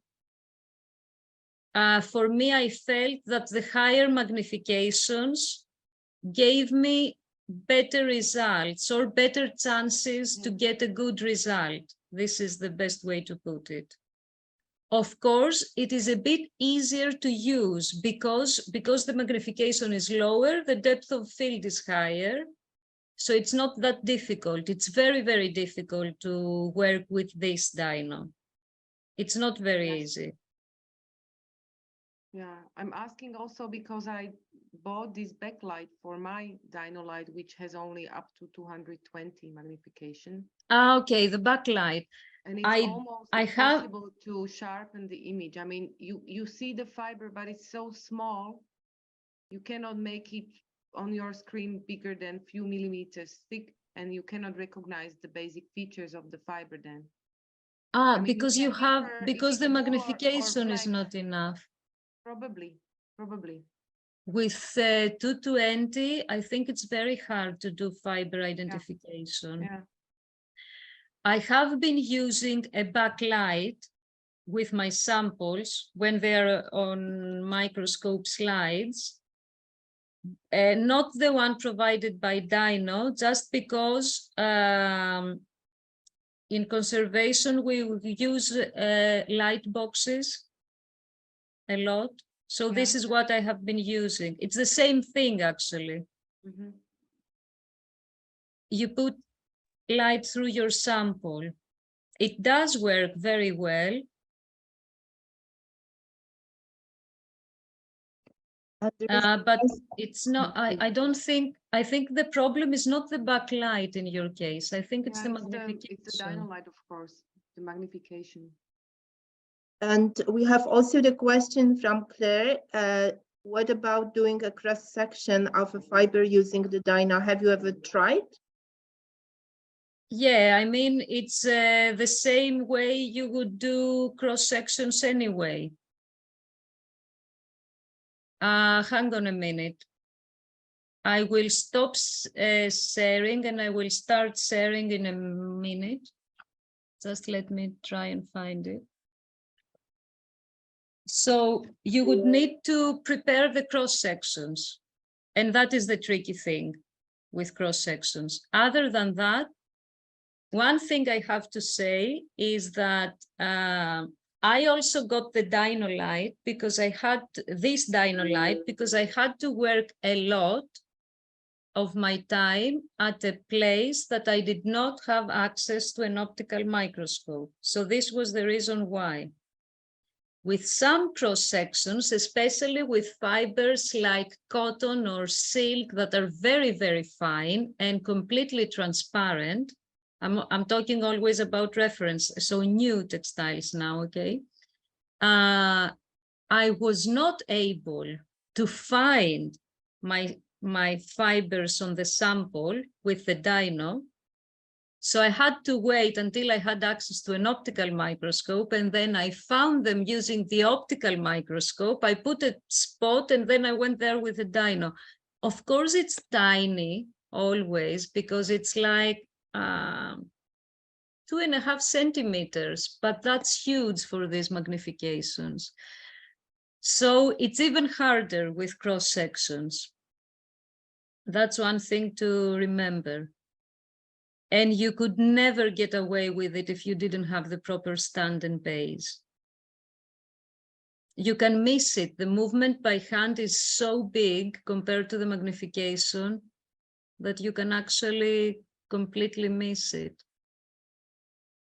And I just wanted to say that Christina was our guest in Warsaw, like in 2018, and we made some slides with students.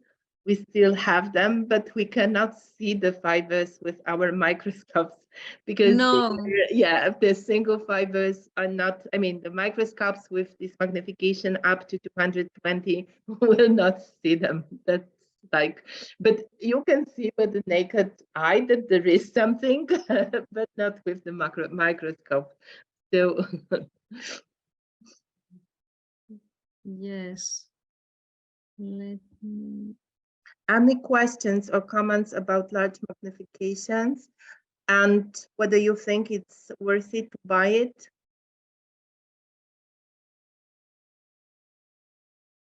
Like this type of dyno? I have a comment.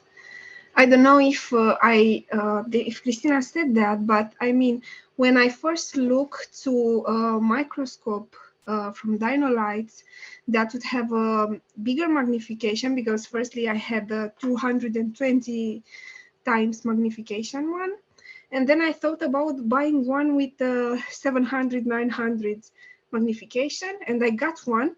But I mean, the one with coaxial feature, it's very expensive, as I saw.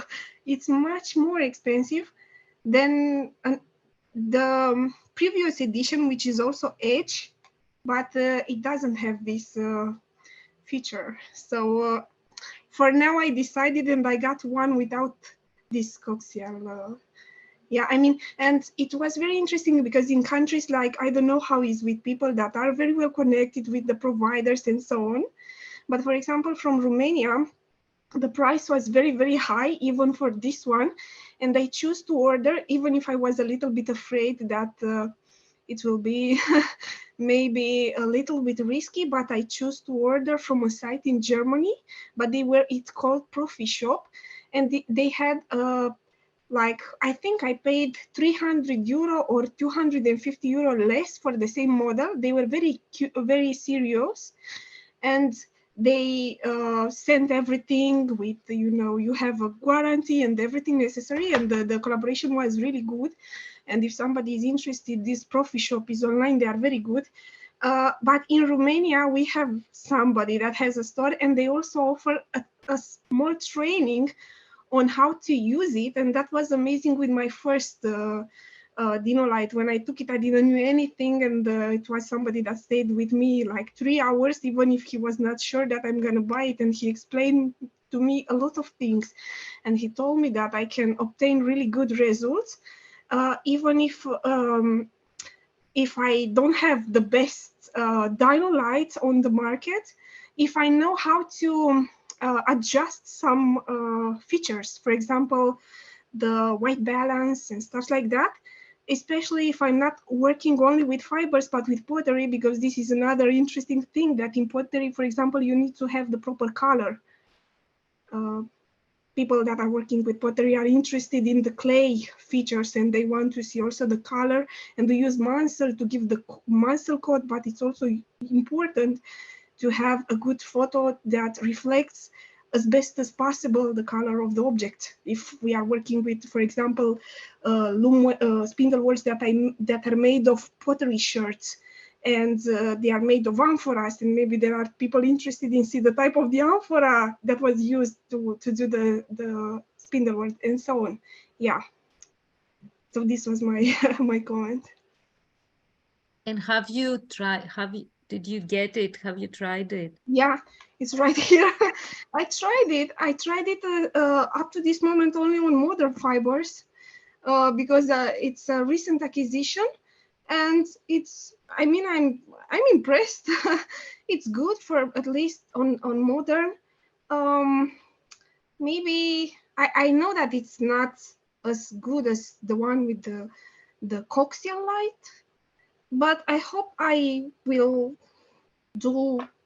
I don't know, it will give me, given the fact that I don't have a laboratory, or I don't have always, you know, the possibility to work with, to go in, because I'm working in an institute where we don't do so much research, and I'm doing this textile, everything on textiles mainly on my free time. It's very important for me to have this independence.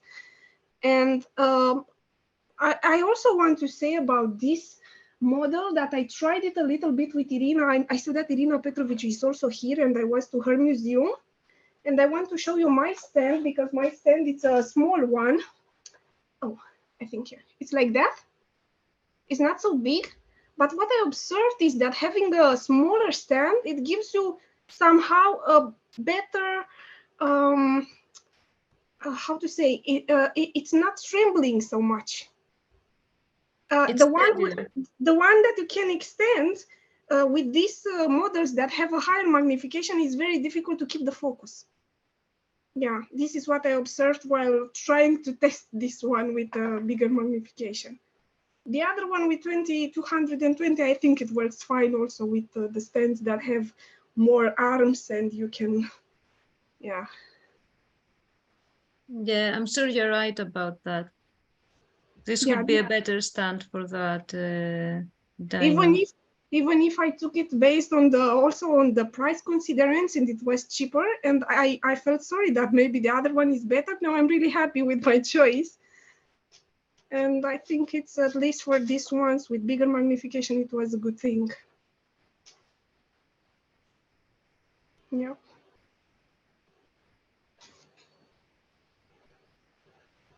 Sorry, we have some.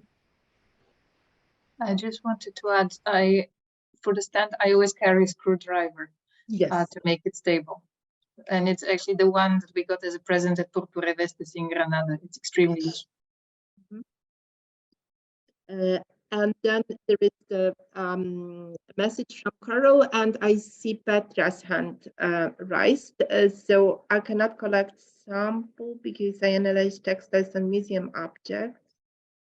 So an entity is better. For this reason, I got a Dino-Lite-Type of microscope. However, a museum gifted me with some textile threads, so I can analyze them with a normal in the microscope. Yeah. And yeah, and okay, so Petra. Yes, I would like to show you a problem which I have with some photos taken by my Dino, and I would like to share my screen with you. Please. Oh, how is it? That? Just look for the green button. Yes. Okay. Do you see it? Yes. Do you see my screen? Yes. Yes. Yes. Okay. So this is a photo taken with my Dino-Lite, and sometimes in the bottom part there is this disturbing stripes, and this only happens sometimes. It doesn't happen constantly. And then when I close everything, I start the program new, it disappears, but at a certain point, it returns again. So I would like to have your opinion or experience. What would you think? I don't know. First I thought it is connected. It happens when I touch the object with a cap, but in fact it is not. No, to me, it looks like an IT problem.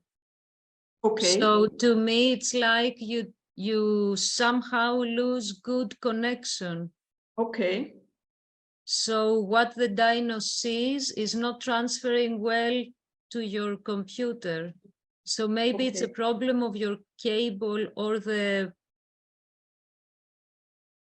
end of your cable. I don't know how to call it now. Yeah, the plug-in. Yeah. Okay. Because so it's similar to when you copy images or download them and you take it out at the wrong time or something like that happens, you lose connect. It looks like that to me, a totally digital thing, not something you did. Okay. So thank you. That's it. Thanks. Also, question from Claire. Hi, thank you for this nice workshop. I like to use the Dino to get to know the fabric. You know, in conservation, sometimes it's good to know if you have a twill or a satin or plain weave, you know. And then I think with the more sophisticated instruments like the stereo microscope or polarized microscope, you get more information, you know. But I think that is how I use the Dino. You know, it gives me information that with the naked eye you wouldn't be able to read properly. Thank you. And there was also the question about cups, and I know that Bela was like happy to show the difference with the cups. So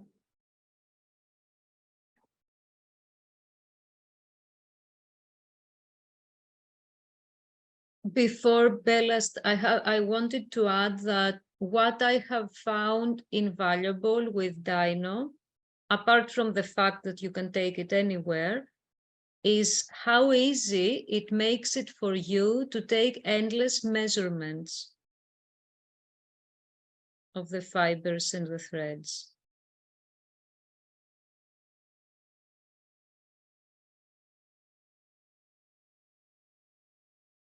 Okay, I agree. The main thing is portable. It has a lot of problems, but nothing else is as portable. Okay, so I took some photographs with the different caps. I have the AM7915 model, which comes with 5 caps. Some of them are transparent, so they give the same result. And here it gives you an idea with 2 different types of textiles. Present remotes, yes. Yeah. Oh, yeah. So these are 2 different textiles. One is, the top one is the same linen tabby that we were looking at earlier, and the other is, I think it's a polyester, very shiny black textile. And with the linen, it doesn't make such a huge difference. It changes the color and the luminosity a little bit. With the black textile, it makes a huge difference. Which cap you use. The white diffuser cap I found the best for actually seeing details. Like Christina said, it might be a good choice for mineralized and for carbonized material, but it doesn't really look true to life. If any of them make the photo look like what I see with the naked eye, it would be the black sidelight cap. But then it's still too shiny and very difficult to actually take measurements from. I also did some experiments with the polarizer and different caps. With the white diffuser and the opal one, it doesn't make a difference. The photos with and without polarizer were the same. With the others, you can see here the results I get, and maybe we can circulate these slides to compare. What the polarizer does, it reduces the glare on shiny surfaces, so you get a more dull image, which sometimes helps, sometimes it makes it too dark to see anything. So it's worth trying. You don't know what you're going to succeed with until you get your sample at hand. The examples we've been showing with organic flat material, this is the easiest material to work with. Archaeological samples are, well, unless you're in Sudan like Magda, are never going to be as good as that. And one final thing I wanted to show is that we didn't cover earlier is the extended depth of field. This is an option that the more expensive models have, the Edge series. So on the left is the normal photo that you see the narrow focus is just here, because the textile here is at an angle, and you have a very narrow focus. If you use extended depth of field, you get a deeper focus, but you lose the scale and you lose the ability to take measurements. So this was one of the reasons why I bought my model, and I was very disappointed that, yes, you get a better image, but if you can't take measurements, what's the point?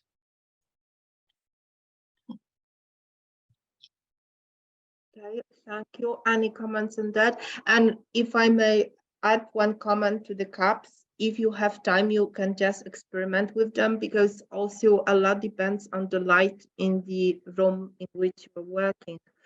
And if it's like a daylight, it changes within hours. And sometimes like one cap, which was really working well for the morning, is not working so well with the artificial light. So it's also the thing which should be considered. So I think that changing cups has this experimental the issue that there are some definitions and rules, but you have to experiment yourself, I think. Any questions to this part? We have a comment from Catherine about something similar to an LED battery night light, and it's not so perfect, but it's actually good enough to help me with fiber instruments. Okay, I think that before we close, I can say a few words about imprints, if you like, if you're fine with this part. But for this, I would like to show you the device which I'm using. And again, Dino-Lite offers side lights, which are quite expensive because it depends on the set, but they cost like up to 500 euro. And what I'm using, it's like the IKEA LED lamp, which costs €3.40. And actually, I can also use two. I mean, I can use as many as I wish with this price. I can buy also 20. But I'm using one or two. They are flexible, which is very nice. Of course, they may break, but I'm using them as extra devices. But now there is another problem which I'd like to refer, and I'm wondering if you suffered from this problem as well. Like my computer has only two USB entrances. So what I'm using is like the section, which works quite well, but you cannot attach your Dino-Lite to this extension because I mean, the software is not working, so you can use it for your mouse or something else, but not for the Dino-Lite itself. And the only problem is that this lamp is pretty heavy, so if you put it on the extension, it's very difficult to keep it stable, so you have to be prepared to make some kind of construction. But if you're able, if you have enough USB ports and if you can plug it directly into your laptop, then everything is perfect. It's very stable and it really helps. So this was something I wanted to tell before I start sharing my screen again. I mean, textile imprints are quite specific, like textiles. It's a very specific form of a textile, and it can be really very informative. But okay, so there is Bela, thanks. And now they can be really very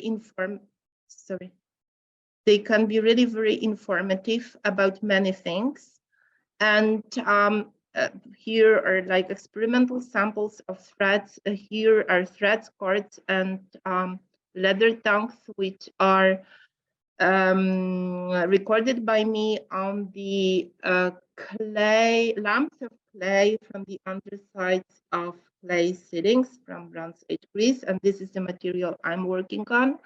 But what I wanted to say at the beginning is that while dealing with imprints, it's really difficult to define the raw material.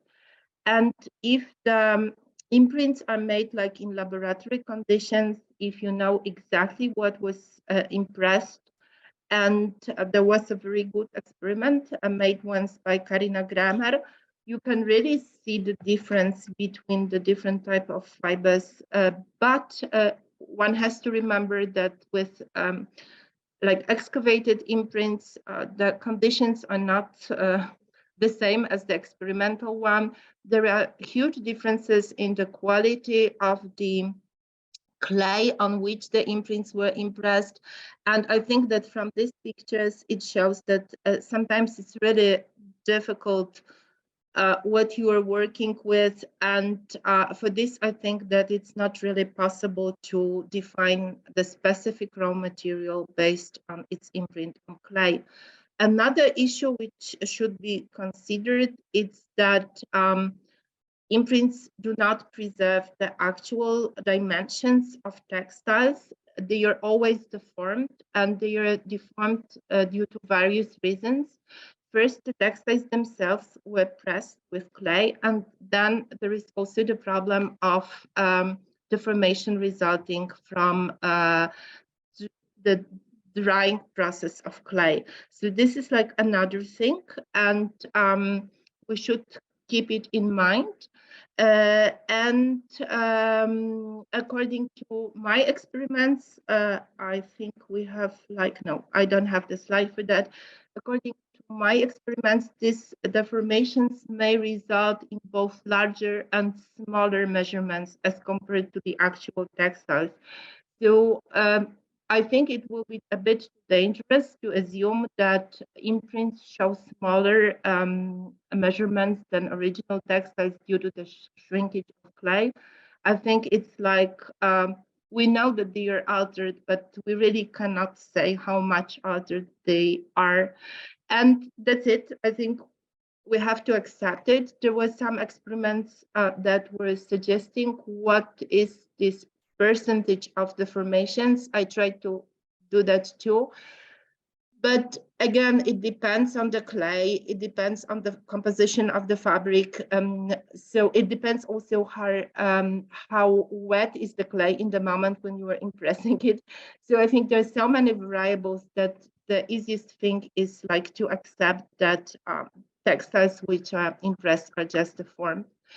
And now what people often do is to make the modern cast of the textile impression, which gives you like the positive image of what has been impressed. And I'm in my work, I'm working with modern casts, but what I want to show you is a huge difference between the material used for making casts. So the ones here I made in plasticine, and the ones here I made in silicone. And silicone preserves much more detailed structure or microstructure, sorry, of the impressed fibers. So if you are in charge or if you have any impact on those who make the imprints, it is better to make them in silicone. But plasticine is available everywhere, so if there is no other choice, it can also be used. And another tip is about not identifying like specific raw materials. I'd rather suggest to go for the raw material groups which are described by similar microstructure without an attempt of identifying what specific material might be responsible for this microstructure. And for imprints, we have the side lighting, and again, there is the question of accuracy and how many measurements, the accuracy of measurements and of how many decimal places do you like calculated to. And since you can see, I mean, I can take many measurements from each single, sometimes I can take many, sometimes I have just one thread, so, or two threads, so it's not much point to make too many measurements. And in my work, I measure the minimum and maximum diameters of individual single threads, and then I can compare them, and actually it shows that they're quite homogeneous as a group. And I think that's it. So now I stop sharing. I think there was something on the chat. Okay, that's just, thank you. And if you'd like to see the imprints, I'm just switching again to Dino-Lite. Okay.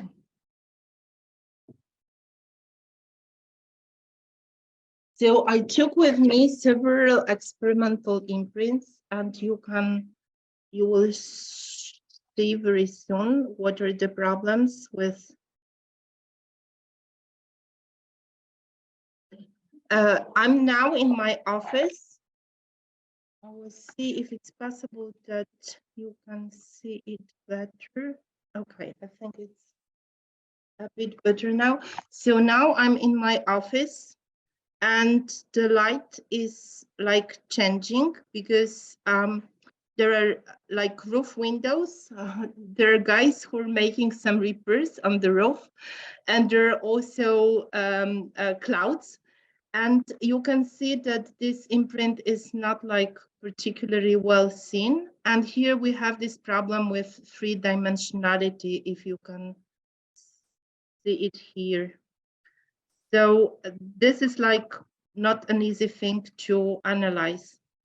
Now we can go on without the light, and I think that then the picture is perhaps a little bit more clear. I don't know if you agree with that. And we can use the ICA lamp.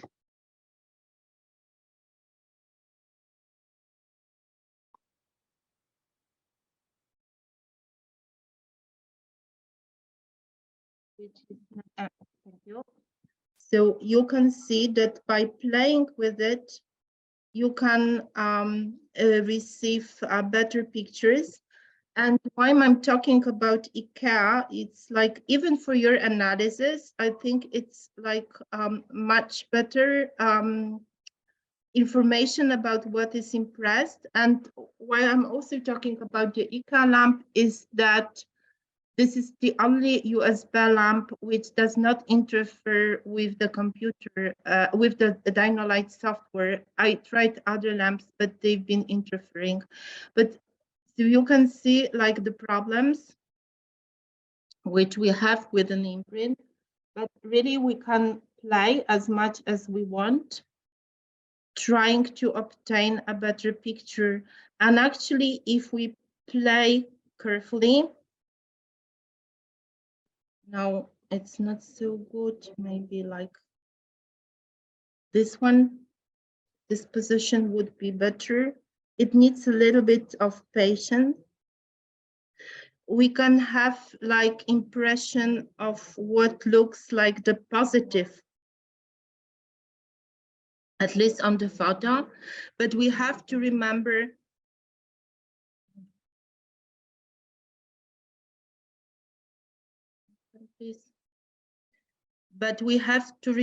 that it's still negative. But by playing with side light, we can have like this positive effect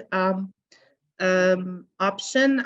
If you'd like, I'd like to show you some other pictures. And for imprints, you usually do not use like high magnifications, especially that now I try. I think you can see me. You can see that it's like, can you see that? No. You can see that it's very three-dimensional objects. So you have to be aware that there are places like when you have to refocus in order to grasp what's there. To show you impression. Here we have a thread tool.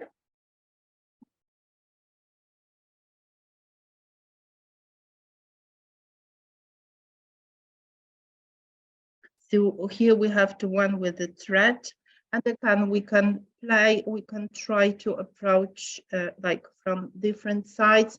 We can also manipulate with the sample, like to see it in the best way possible. So we have to be like prepared for making some, you know, trials in order to see it in the best way. And of course, we always have to remember that what we see, and now it's like the illusion of a positive picture, but it's a negative picture. So we have to remember that all like the Z twist direction is the reverse of the actual twist of the thread, which was impressed on that one. So we have to keep it in mind too. And if you like to see it like this, higher magnification,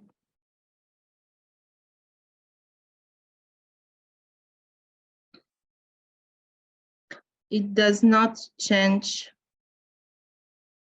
the view entirely. I try to put like the thread part maybe.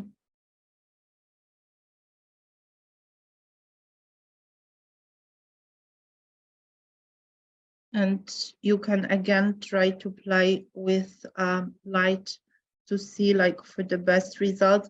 I'm usually using the side light from like the right angle to see where it looks in the best way. I don't know if you have any questions here.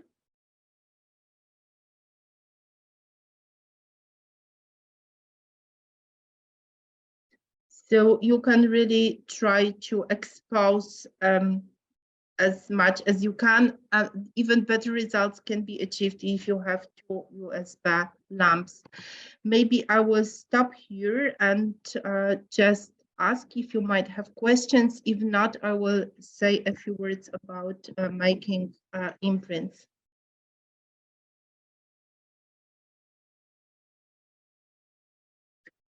And there was this question about calibration, and sometimes I have the feeling that these objects are so much three-dimensional that I just make additional calibration on the object. So I know that like the scale is on the proper height. So I'm doing also that, but I think with Dino, with such highly three-dimensional objects, the measurements will never be like super precise, and maybe it doesn't matter because they were anyway altered by the process of imprinting. So that's like my approach to that, that you have to say honestly that the measurements are approximate, and that's it. Like at two levels, they're approximate because what is preserved is not the actual measurement, and then they approximate because it's really difficult to calibrate the Dino for this kind of objects. Any questions? So if you have like your own plasticine pieces, and if you have like your own threads, please try to make the impression. I would do that now, but I have to say that it's at nearly 30 degrees in the room where I am, so my plasticine is melting, but I would do my best.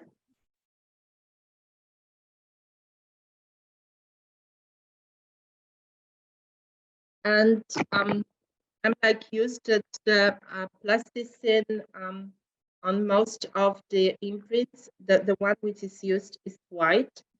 And you can use whatever you want. So I'm like impressing it not very hard because it will be deformed when taken off. And do I like the result? Not very much. I will try to make it again.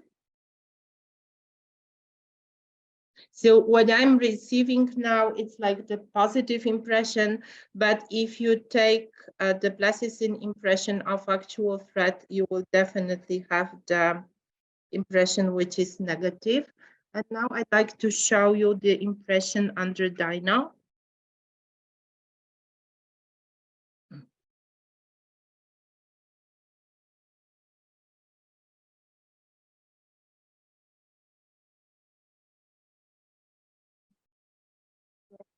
Smaller magnification.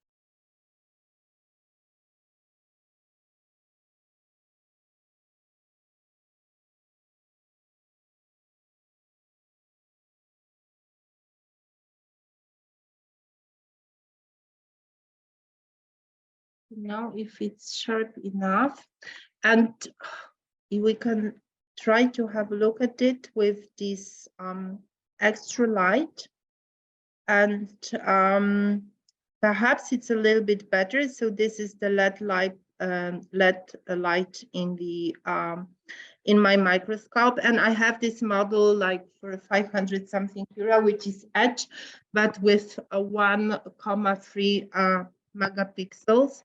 And you can see that, I mean, again, you can play, you can try to move it, but if we add the side light, it's becoming better visible. And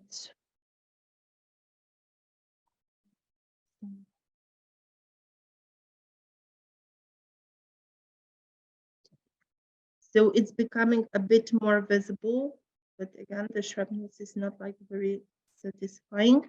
And now you can have also to have a look what's going on if we use like just a side light.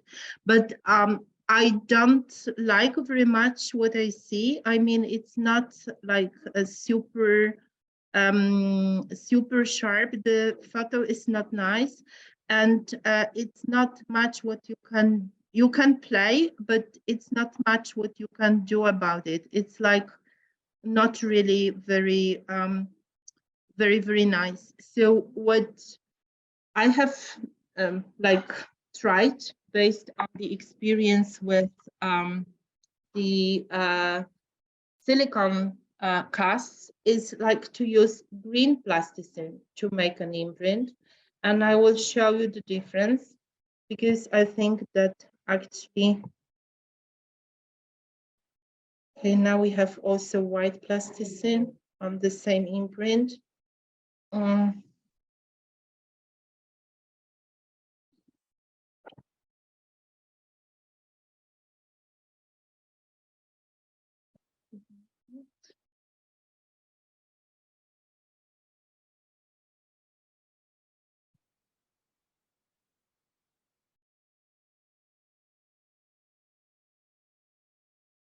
And you can try to play with but I think that when you change the color, the structure is really visible much better. I hope you agree. I will make the picture for comparison. I was not changing the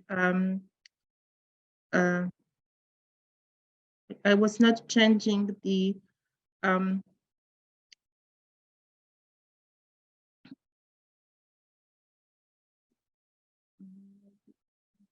no, smaller.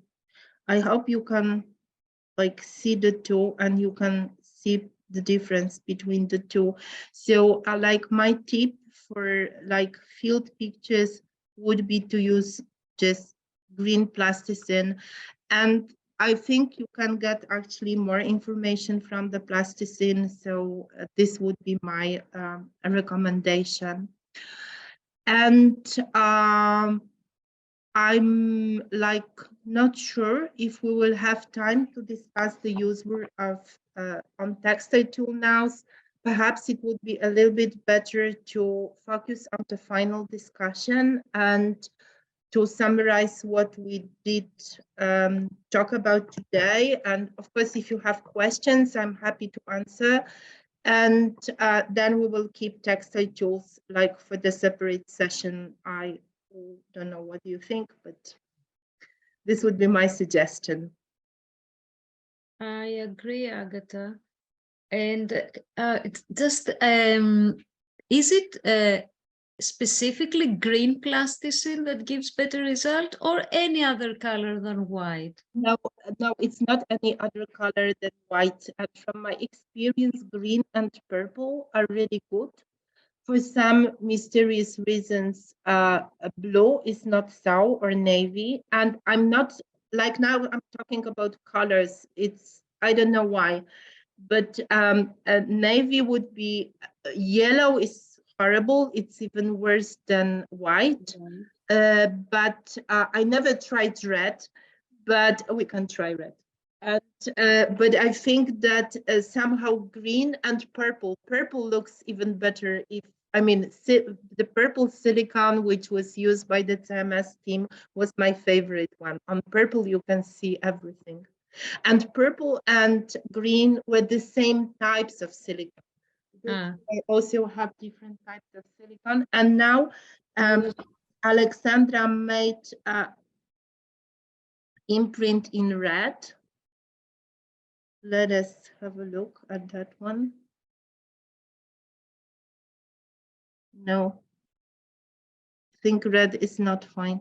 You can, okay, try to. It's not fine. I mean, there is a problem with the focus, but you can see it's like sort of magic, isn't it? Just for the sake of it, try orange. So Okay. maybe composite colors work well, but the basic we three can, ones don't work. but I mean, okay, for the plasticine, it's like our play as for the moment. But for the silicons, you can, I don't think you can play with the color of the silicon. Okay. So they are like available on, we will try with the orange. Now, Alexandra is making the orange sample, but Okay. I was amazed myself when I realized that it's not only plasticine versus silicon, but it's also the color. So, okay, it will take a while. Okay. I will Can show I you add when something orange. that we have? It's maybe to the second session, to the second training school, but it's one of our newest acquisitions. It's the wireless Dino. It's not in focus there. So as far as I know, and the time we bought them, you can only get it at 1.3 megapixel, and you can get it in 10 to 140 magnification or 20 to 220 like this one. I don't know where it focuses there. Yes. And so you can use it wireless with your laptop, or which is even more amazing, with your phone or tablet. And you get it like that to be wireless, or you can always use it wireless as soon as you change the heads there. And you work it, they have a specific application that you download, and it's the Dino Connect instead of Dino Capture. And so this is something we got them fairly recently. They come with all the caps, the selection of all the different caps, and we're gonna start using them, because one thing we saw is that either we don't know how to work it very well yet, or the application, the software in the application is not as sophisticated as the one in your computer, but we'll know more about that after summer, I think. So this is another very useful thing, the wireless. I will send you the offer from this Polish representative of Dino-Lite company with the new software offer and with the new dinos, and they have like they want to expand on these wireless dinos. I guess so, because I was thinking that when you were talking about the lamp and the USBs, you know, the newest computers, the smaller and slimmer they get, okay, the Apple computers, they do not have USBs anymore at all. And even the PCs, the newest ones, they just have one port, I think, or something like that. So it becomes like impossible. And if you want to see now the orange, which is actually, I think, quite good. So I think that your theory is like working. Here comes orange. Let it look like this. Now, just a moment without the light. It's not so good. No. Not so good. No. No, not really.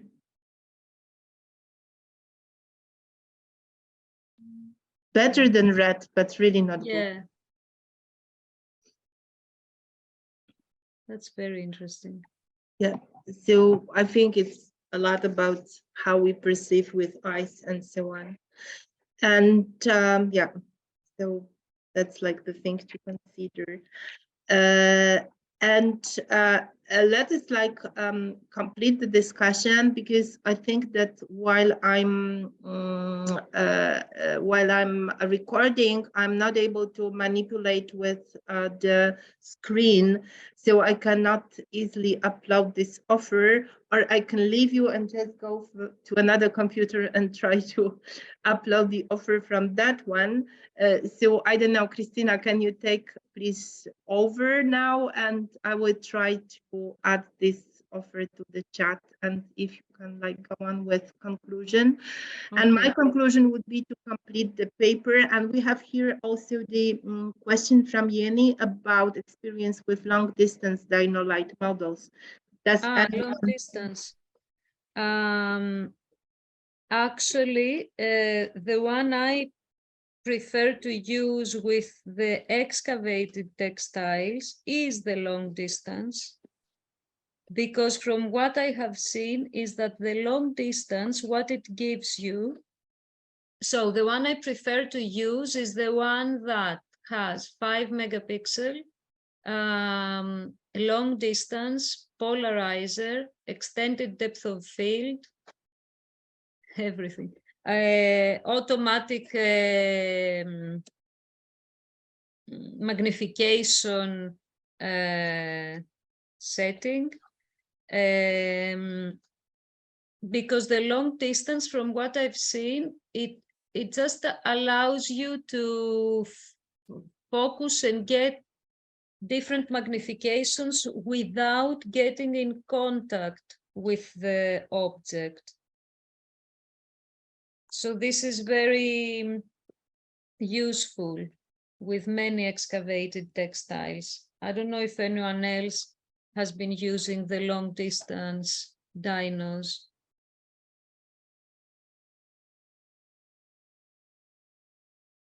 No, no one else has used them. Yes, I have a long distance, and I got the long distance because I was afraid of hitting things with the non-long distance one. Yeah.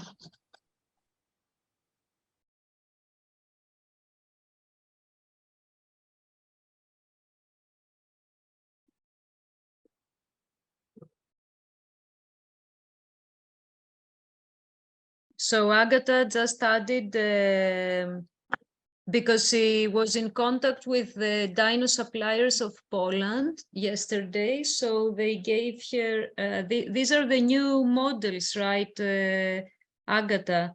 Yes. They are issuing new, I have to also add one thing. Of course, I guess our dinos are fairly recent.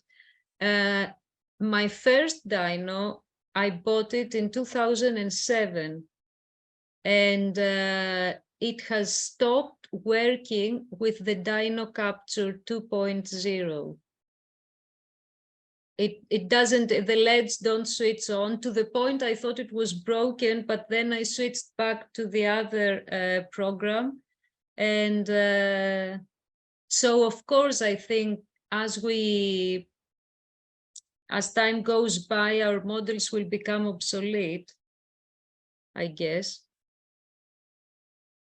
That's another thing with digital technology. So I wonder, I mean, one has to try with this 3.0 Dino software, this version 3.0, and see if the old models are still working with that one. Yeah. You can always, if you have, it's a nice idea to keep your CDs. Although new computers don't even have a CD port, that's another thing. So you have like the portable thing to I know, yeah. Attach your CD. Yeah, that's true. Okay. So I don't know if you have any other questions or comments. I would really like, because as you know, I feel responsible also for the publications in our action. And I think this is like the topic which requires kind of publication. So I will be happy to make the draft. I suggested a deadline. So for that, I shared the screen for the last time. So we are not talking about, oh no, you don't see it. Okay, you see it now. So here, sorry, I think it's going on. So I thought to make the 1st of September, it's very optimistic. I don't know if it will work, but let us try to suggest some deadline. This would be like the deadline for our application, for our contribution. And I thought to follow the way that Christina has suggested for our collaborative paper for the EuroWeb anthology. And I will prepare a draft. I will put it online. Just let me know who would like to submit. I know that there were some people already saying that they are interested also in the final contribution, but maybe now after this workshop we can like rethink if you really want. Maybe more people would like to submit to that, and I think we just stop with imprints, and EuroWeb would be like another story to be investigated separately, because it's also like a bit other topic. It's more related to clay properties and things like that. Any final comments or questions?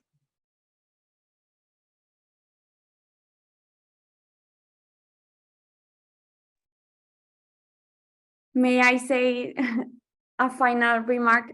For me, I've never used a Dino-Lite. I'm a PhD student, so I'm trying to get information about the different types of analysis that we can do into textiles. And this has been eye-opening for me, not because I've been able to have a Dino-Lite, but because I do read many things about textile analysis.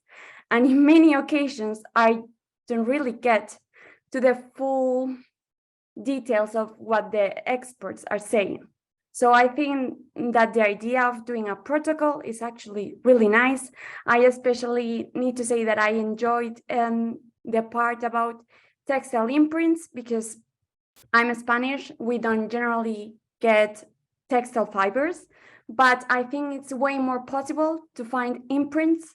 So it's really interesting to see that with this type of microscopes, we can also analyze the patterns of that textiles, that they are not there, but the imprint is preserved. So I just want to say thank you to everyone, because this has been really interesting, and hopefully there will be a next edition, and I'm hoping to have a Dino-Lite so I can have a different type of experience next time. So thank you very much. Yeah.